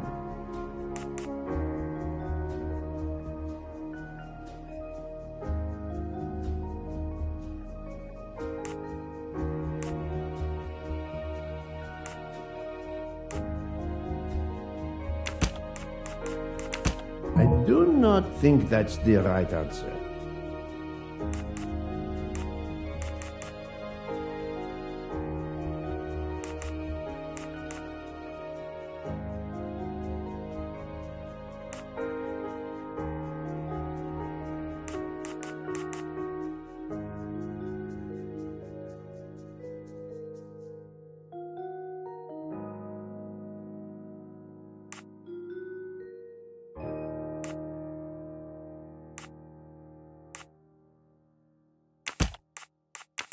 This is wrong, but I'm never far from the truth.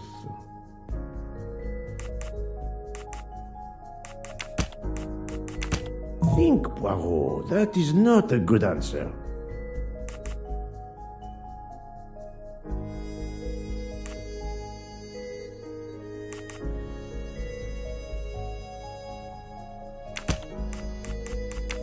No.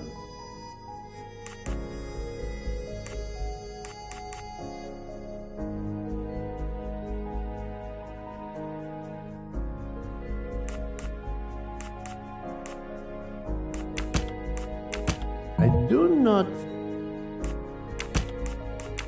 This is wrong.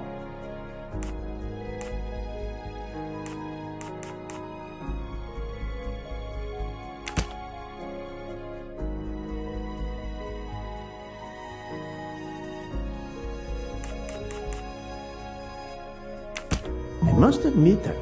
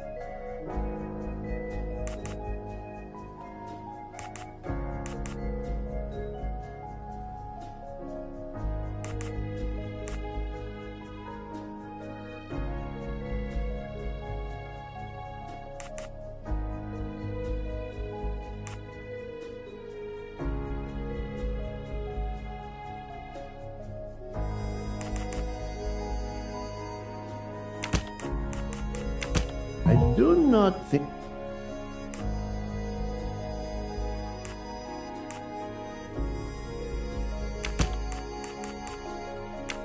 This is wrong.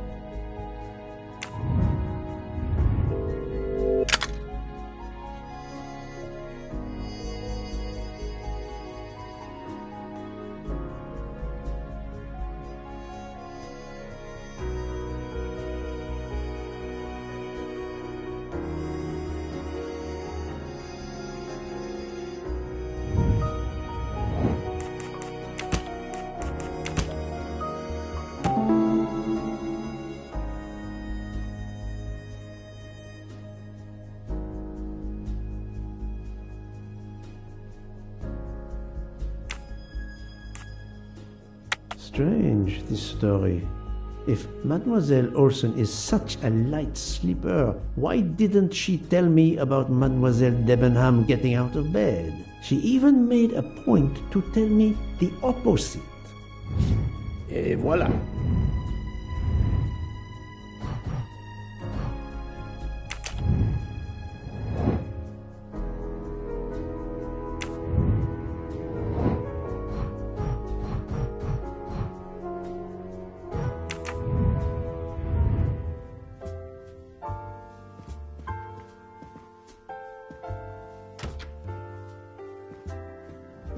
I'll observe her instead.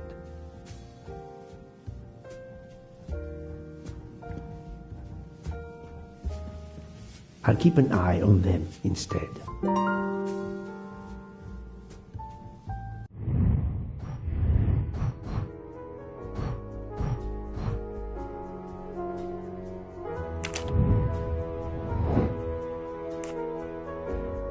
Well done.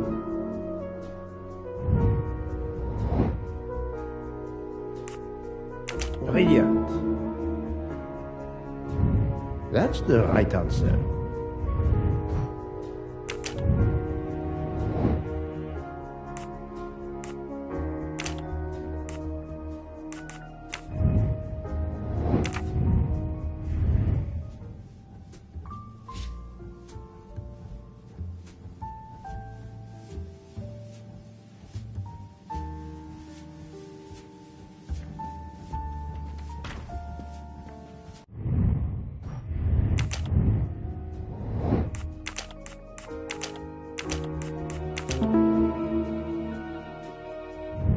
I'm right again. That happens.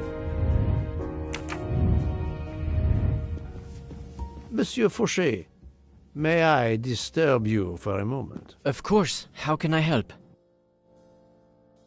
It is, of course, about the murder of Monsieur Ratchet. Can you tell me your movements last night? I understand.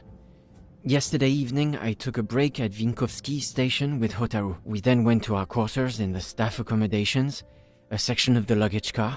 Freya was there, reading, and I went to bed right after. Freya is there now, I think, and Hotaru is in the kitchen. They can verify my story. What time was this? 11:30 p.m. or a bit after. The snow is beginning to fall heavily. I see. Thank you. Can you write your address on this paper, please? You want to pay me a visit? Who knows, Monsieur Fauché? He is right-handed, there can be no doubt. Are you a smoker? I'm trying to quit, but yes. I'm now down to just one pack of cigarettes a week. If you're looking for a heavy smoker, you should talk to Hotaru. Thank you, Monsieur Fauché. I'll come back to you if I have more questions.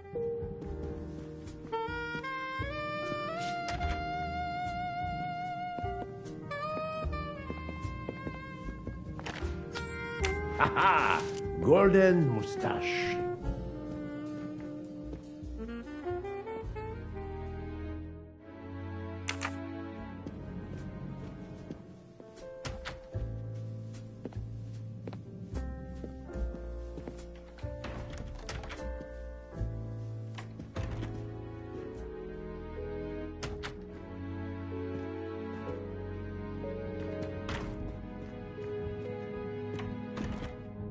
So, Poirot, I hope you are progressing in your investigation. I have not finished yet, but it is progressing, yes. I still have many questions that must be answered. I will report to you as soon as I can.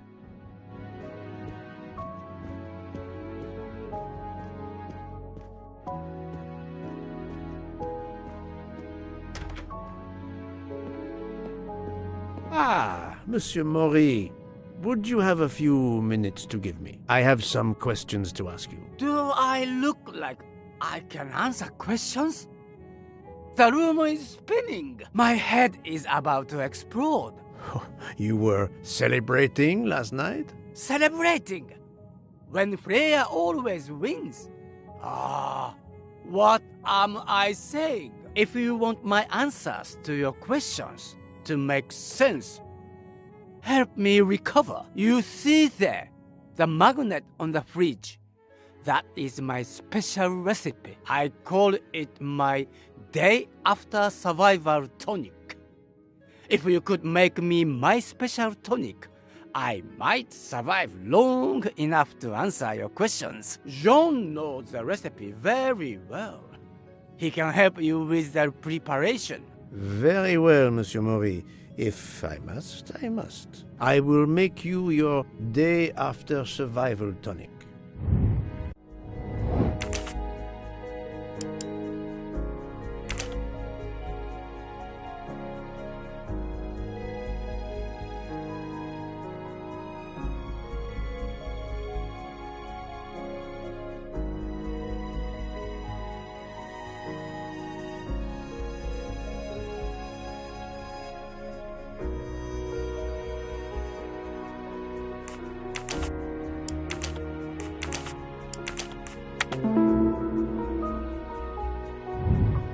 That was easy.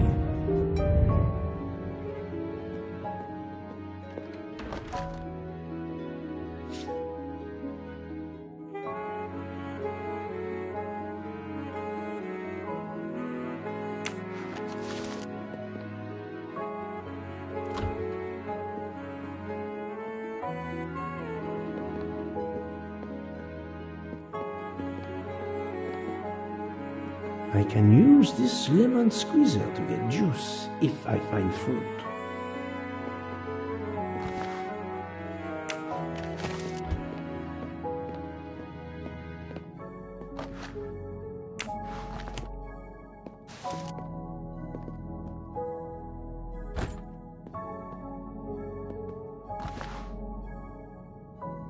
I'm missing half of the tonic ingredients.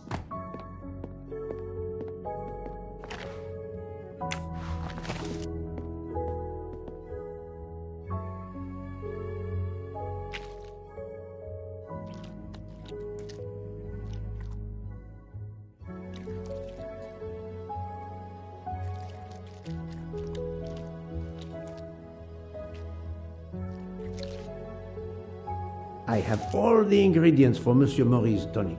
I have to go and see Monsieur Fauché so he can prepare it for me.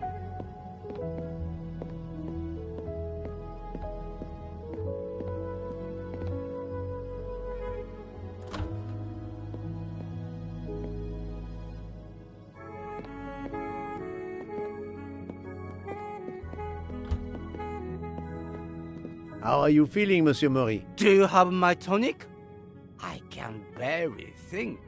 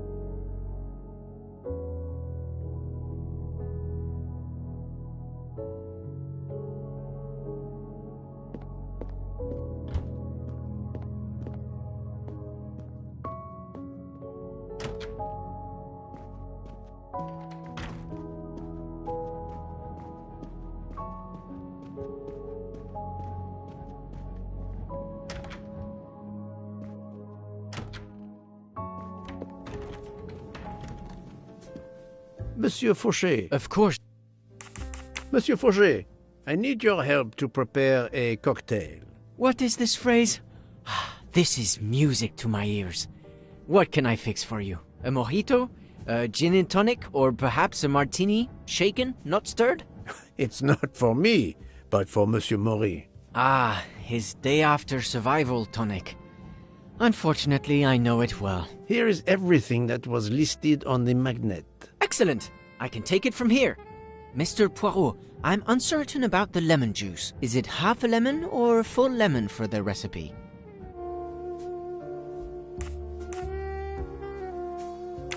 Half a lemon.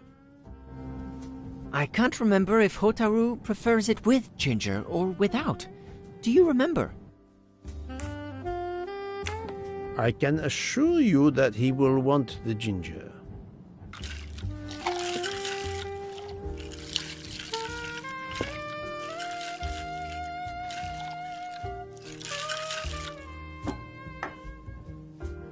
There you are, sir.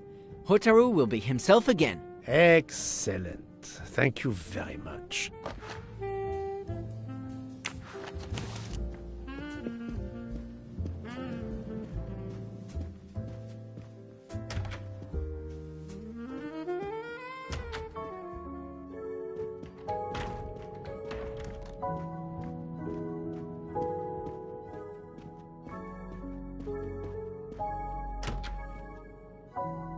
Here you go, Mr. Mori. I hope this will help you. Thank you very much. Please give me a moment. While this takes effect, it will be a while, I'm afraid. But I will not move from the kitchen. Since I have to wait, do you know where I can find Mademoiselle Nielsen? She is in the staff quarters in the luggage car. If the door is locked, John will have the key. Thank you. I will return. I hope you have a speedy recovery. How are you feeling? Everything is still fuzzy. My tonic needs more time to take effect.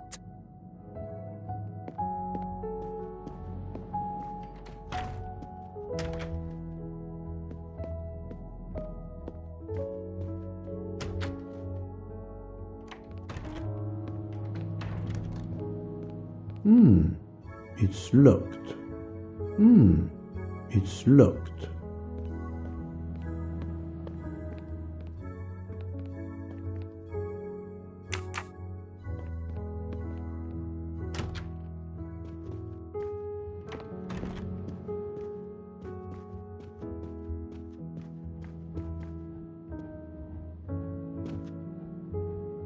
Monsieur Mori told me that you are the one who has the key to open the luggage car door. I will need it. Yes, that's right. Here it is. Please don't forget to give it back to me. I will not forget, Monsieur Fauché.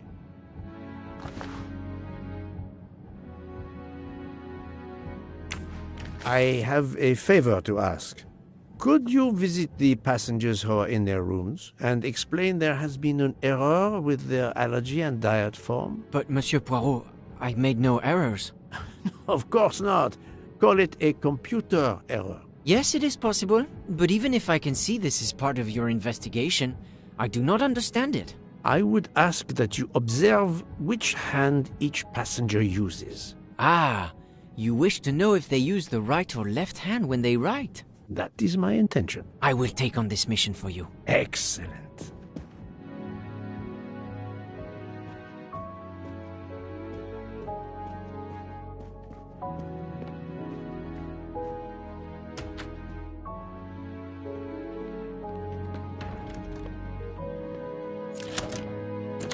That's it. It's open now.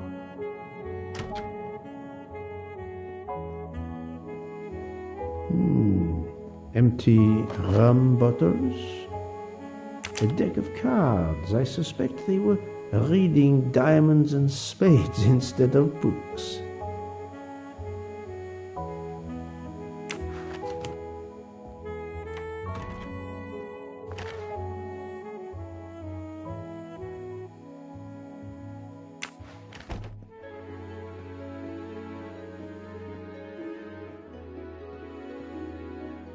Hello, Mademoiselle Nielsen. May I ask you a few questions? I don't have a minute. My career is ruined, and it's not my fault. But how did this terrible thing come to pass? My supplies, passenger luggage, our living space.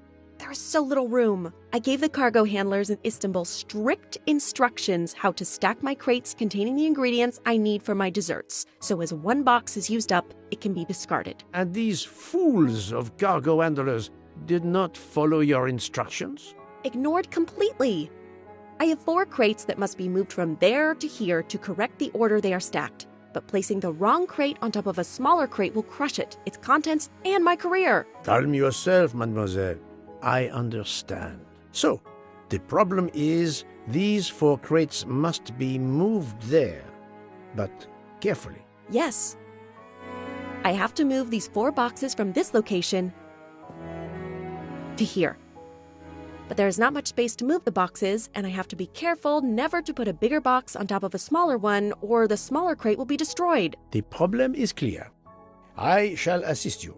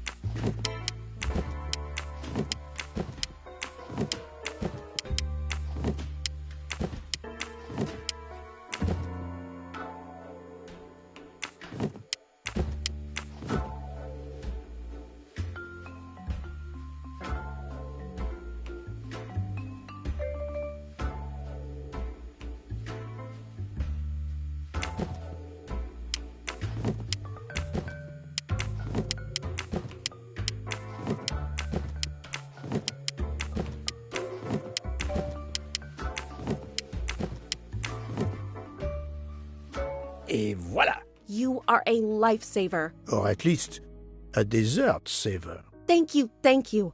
I will gladly answer your questions. Can you tell me your movements of last night? Last night after dinner, I stayed in the kitchen until 12:15 a.m. Then I joined Jean and Hotaru in our quarters. Then all of us read quietly in our beds until we fell asleep. A very studious staff. However, Monsieur Mori doesn't seem to have followed the same literary pursuit as the others. And these rum bottles, do they have something to do with his hangover?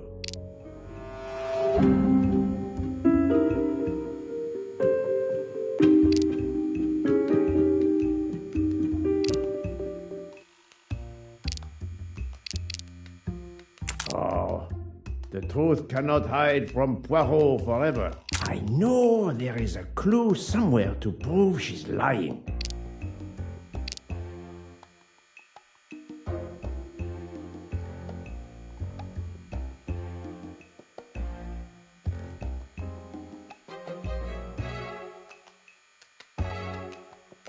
She's lying, but why?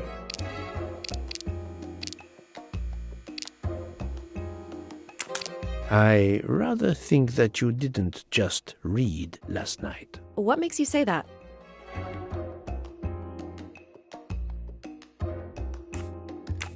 I spoke to Monsieur Mori. He seemed to be quite hungover. He even asked me to make him his day after tonic. He blurted out, "Freya always wins." Wins what? Looking around, it is clear you were gambling and drinking most of the night. You don't understand. It's late when we're off duty, but we need to unwind. And now there's been a murder? Yes, I admit it. We went overboard last night. But please don't tell Mr. Book. It's against regulations. We could all be fired. Mademoiselle, I realize your difficult jobs have been made more difficult. But as you say, there has been a murder. I must have the truth. Of course. I'm so sorry. It's not such a crime. I'll leave it there and check in with Monsieur Fauché. Would you mind writing your address on this paper? I'm asking everyone on the train for addresses, in case I need to contact them once they leave the train in Paris. I understand. Yes, that's it. Mademoiselle Nielsen is right-handed. Do you smoke? No, I never have. Thank you. Thank you for your answers, Miss Nielsen. You're welcome.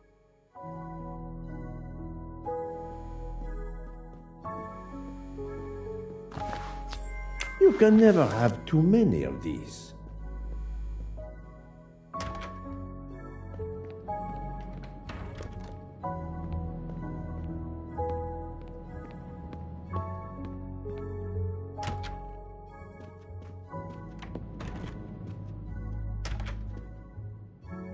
How are you? It's better. Thank you. Then may I ask you some questions? It will not take long. Quickly, please. I have hungry passengers to feed. Très bien. Can you tell me your movements last night? Oh, nothing special. When I went off duty, I joined John and Freya in a compartment. I read for a short while, then went to bed early. Reading? I'm not sure you have recovered enough to tell me the truth. Don't waste what little energy you have recovered to lie, Monsieur Mori. Yes, sorry, Mr. Poirot. You're right. It obviously wasn't reading that made my head hurt like that. But if you told Monsieur Book, it could mean my job. I will keep your secret, but I am investigating a murder. You must tell me the truth. Thank you. Please, write your address on this paper. My address? I don't see why. I think I hear Monsieur Book approaching. My address? Yes, of course. Another right-handed person. Not surprising, most people are. You are a heavy smoker. My job. It is very stressful. Would you happen to know who vapes on the train? A banana flavor? Oh, yes. The smell disgusts me. What is wrong with a good tobacco? I do not have time to answer that. Who is it? I've only seen one person who vapes. It's Captain Arbuthnot. Captain Arbuthnot, I see.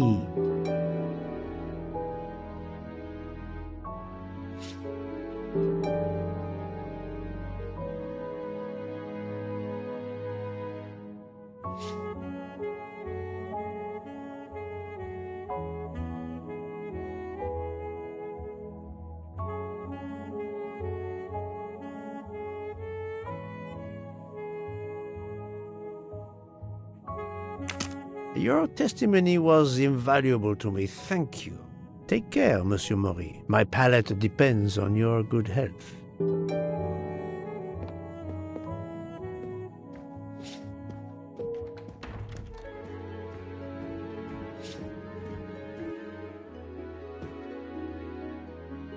Here is your key.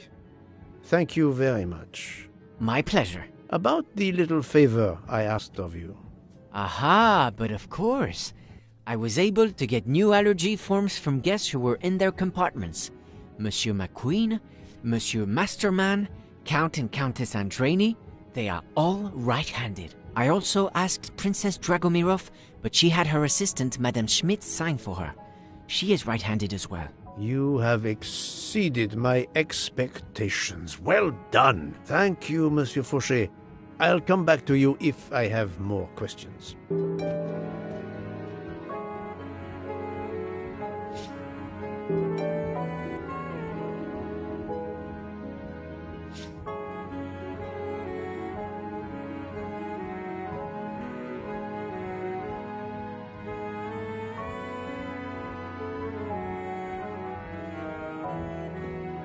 So, Poirot. I have...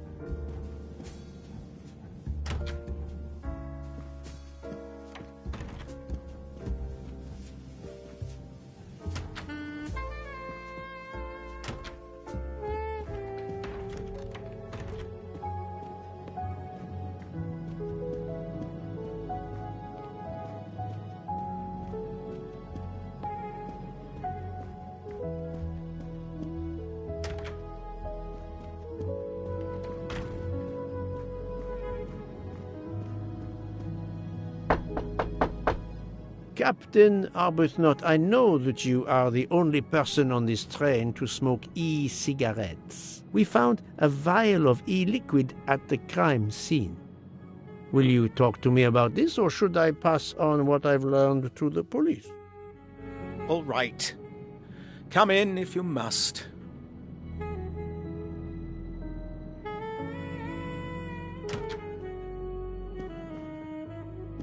I have just a few questions for you. Very well. Let's hear them.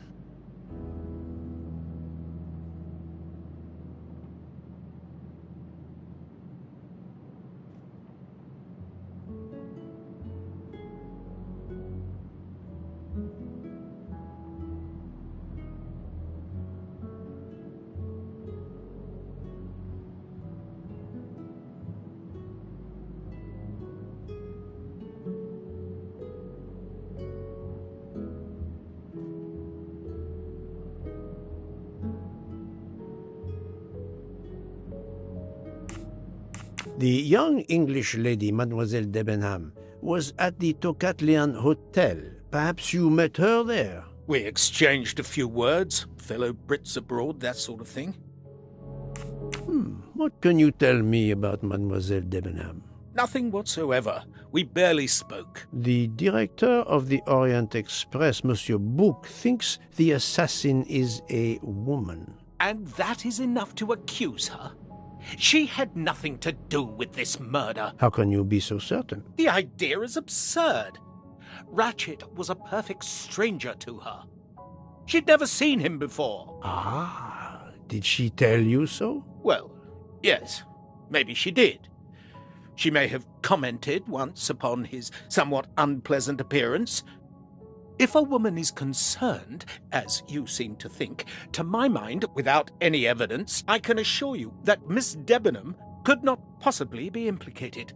It is clear that the captain is defending Miss Debenham, a woman he supposedly doesn't know very well. What were you doing last night around 1:15? 1:15?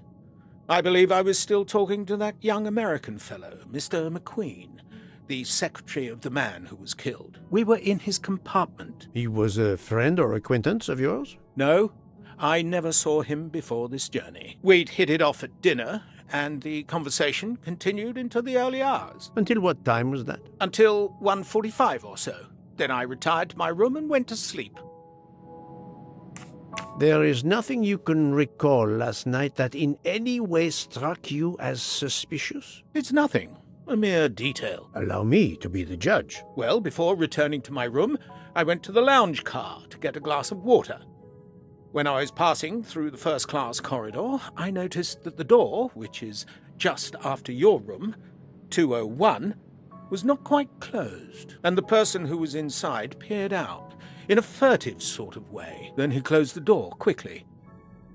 I know there's nothing in that, but it was the furtive way it was done that caught my attention. Struck me as a bit odd. I understand. Thank you for letting me know. Could you write down your address here, please? My address? If you insist.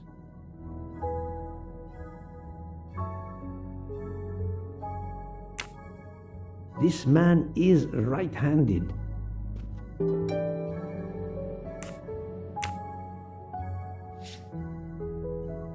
Is this e-cigarette liquid yours? What flavor is it? Banana. Well, that is awkward. That's my flavor of choice.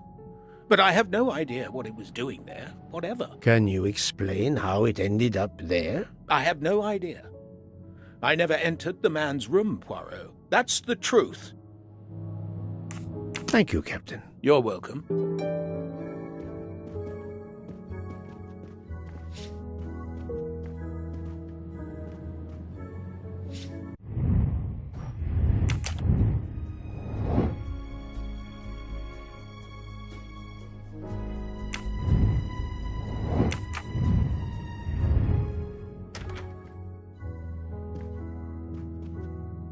How is Mademoiselle? Vitals. I understand.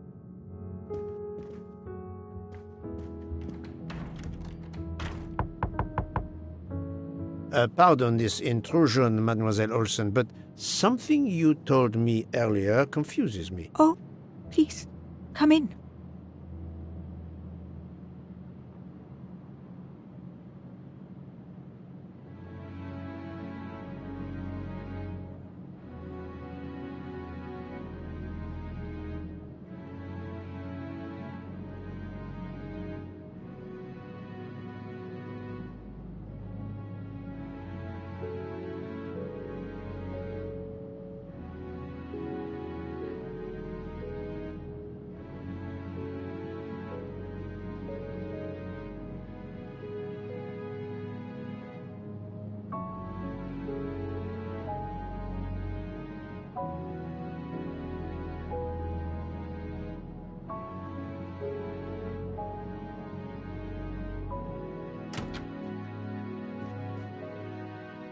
How can you be sure Mademoiselle Debenham was in bed all night?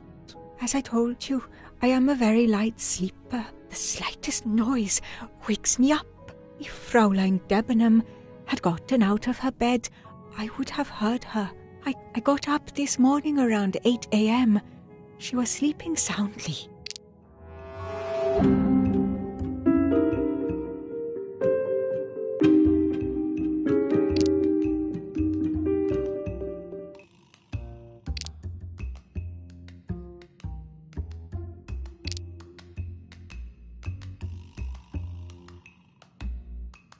That does not prove she's lying.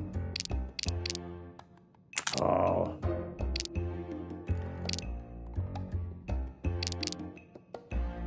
She may be telling the truth, but I cannot be certain.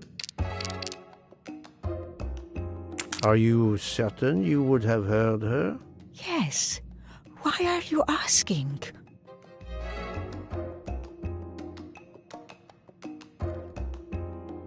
I spoke to Mademoiselle Debenham, and she told me that she got up around 5 o'clock in the morning. She opened the door and looked down the corridor. It was then that she saw a woman in a red kimono. How do you explain that? I think I must have been sleeping very soundly not to have heard it. Oh, but does that make me a suspect? I am not accusing anyone, mademoiselle. Do not worry. I am just trying to determine what happened last night. Thank you for your testimony.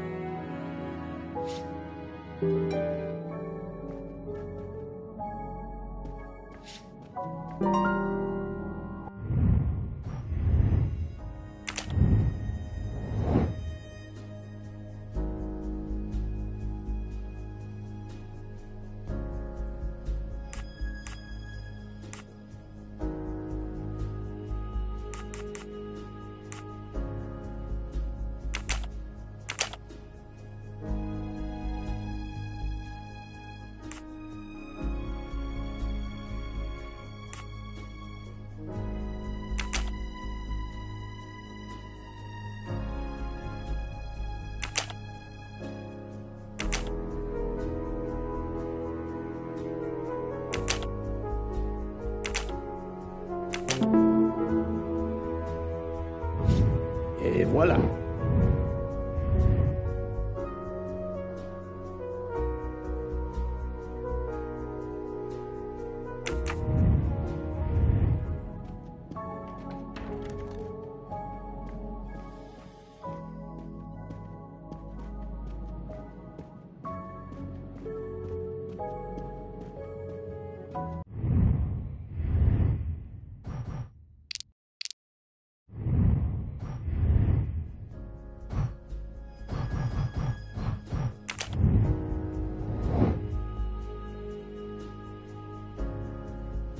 Good.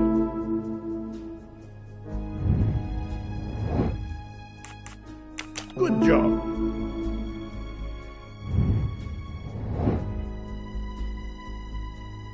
I do not think that's the right answer. Are you a smoker? Nice. Right. I'm right again. That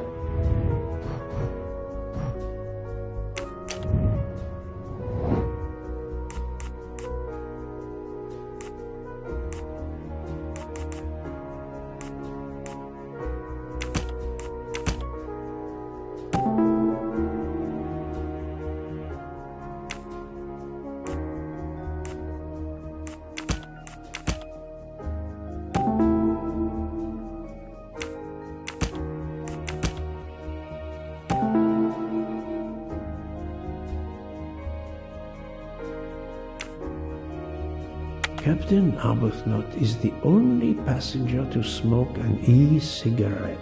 Even if this liquid in Ratchet's room is a solid clue, he has an alibi. I cannot accuse him without any other proof. That's the right answer.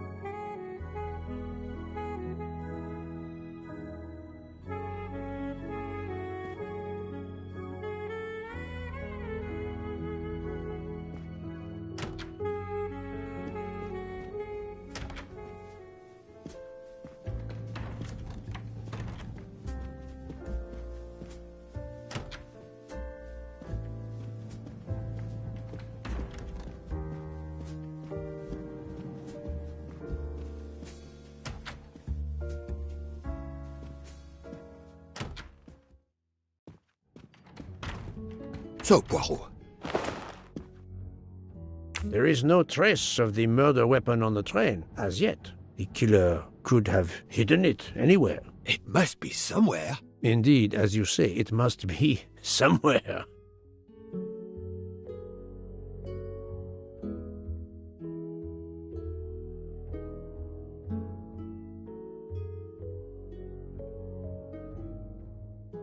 According to Dr. Constantine's report, the stab wounds were made by at least one right-handed and one left-handed person, and with different strength. For the moment, everyone I have checked is right-handed.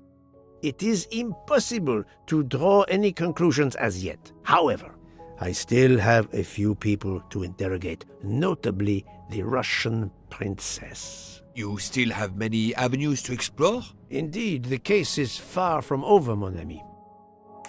I identified the person responsible for the bottle of liquid for the vape found at the crime scene. So, this is our culprit? Do we hold him? No, unfortunately, this bottle belongs to Captain Arbuthnot, but he has an alibi, confirmed by Monsieur McQueen for the time of the murder. Monsieur Bouc, Monsieur Poirot. Michel, calm down. But it's Mrs. Hobart. She says she found the murder weapon in her room. She's very upset. Let's go, Poirot.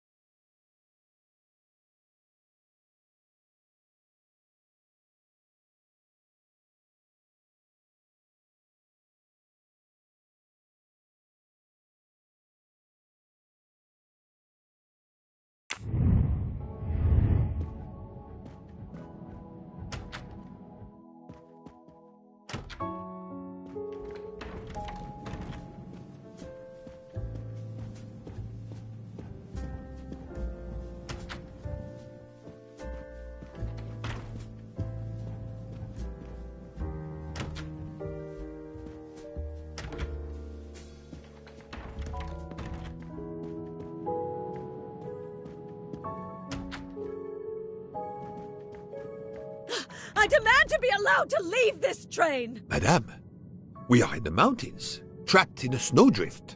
Stating the obvious, there is a murderer among us. He had the audacity to hide his weapon in my room. Please, Madame Hubert, take a deep breath and tell us what occurred.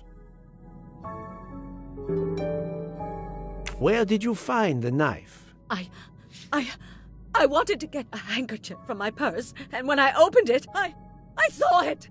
A bloody knife! Am I next to be murdered? I very much doubt the murderer would give you his weapon. What do you mean? Madame, he would have used it. Oh, my heaven! Did you touch the knife? Of course not. What a question. I will take that as a no.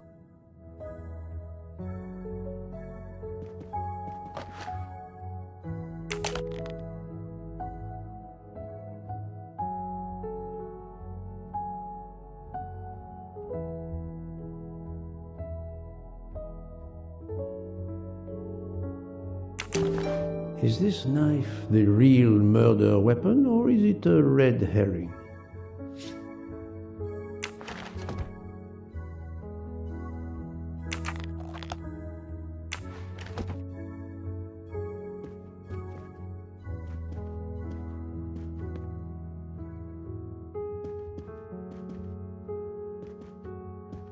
Mrs. Hubbard is distraught, Poirot.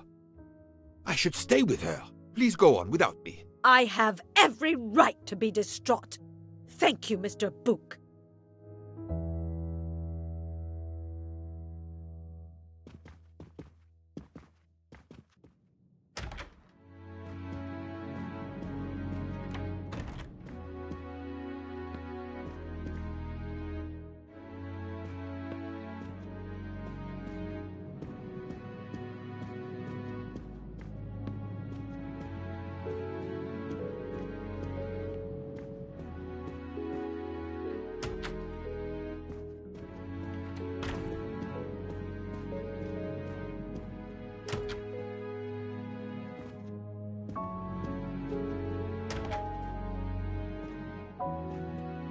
Dr. Constantine, we may have found our murder weapon. We need to make certain. There is a pretty quick way to be sure.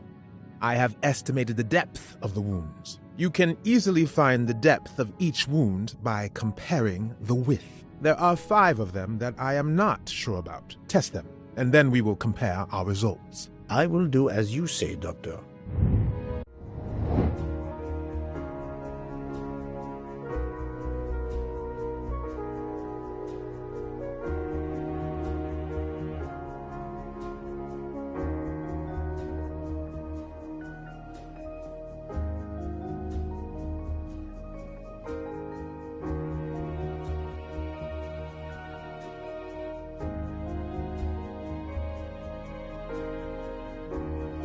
Think, Poirot. That is not a good answer.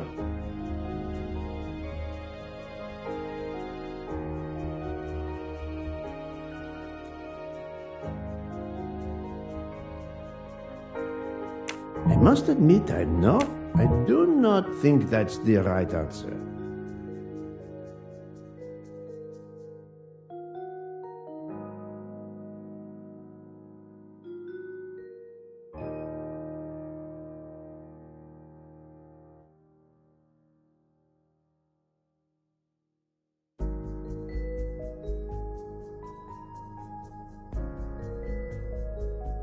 Think, Poirot. That is not a good answer.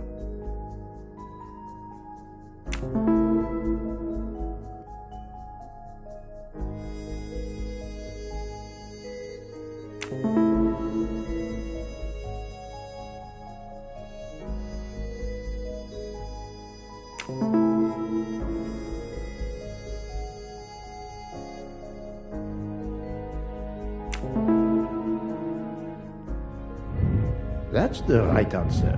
What do you think, Doctor? Is this knife really the murder weapon? There can be no doubt. You found the same depths as the estimates I made during the preliminary autopsy. I can assure you that you hold in your hands the weapon that took Ratchet's life.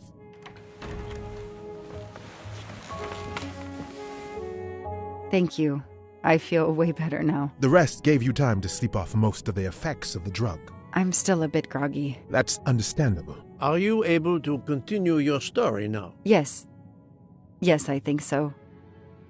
Where was I? You were explaining how you returned to the Armstrong house to tell them their poor little child was dead. Yes, that's it. I felt helpless. My part in the case was officially over, but I knew I couldn't let it go. Daisy deserved justice.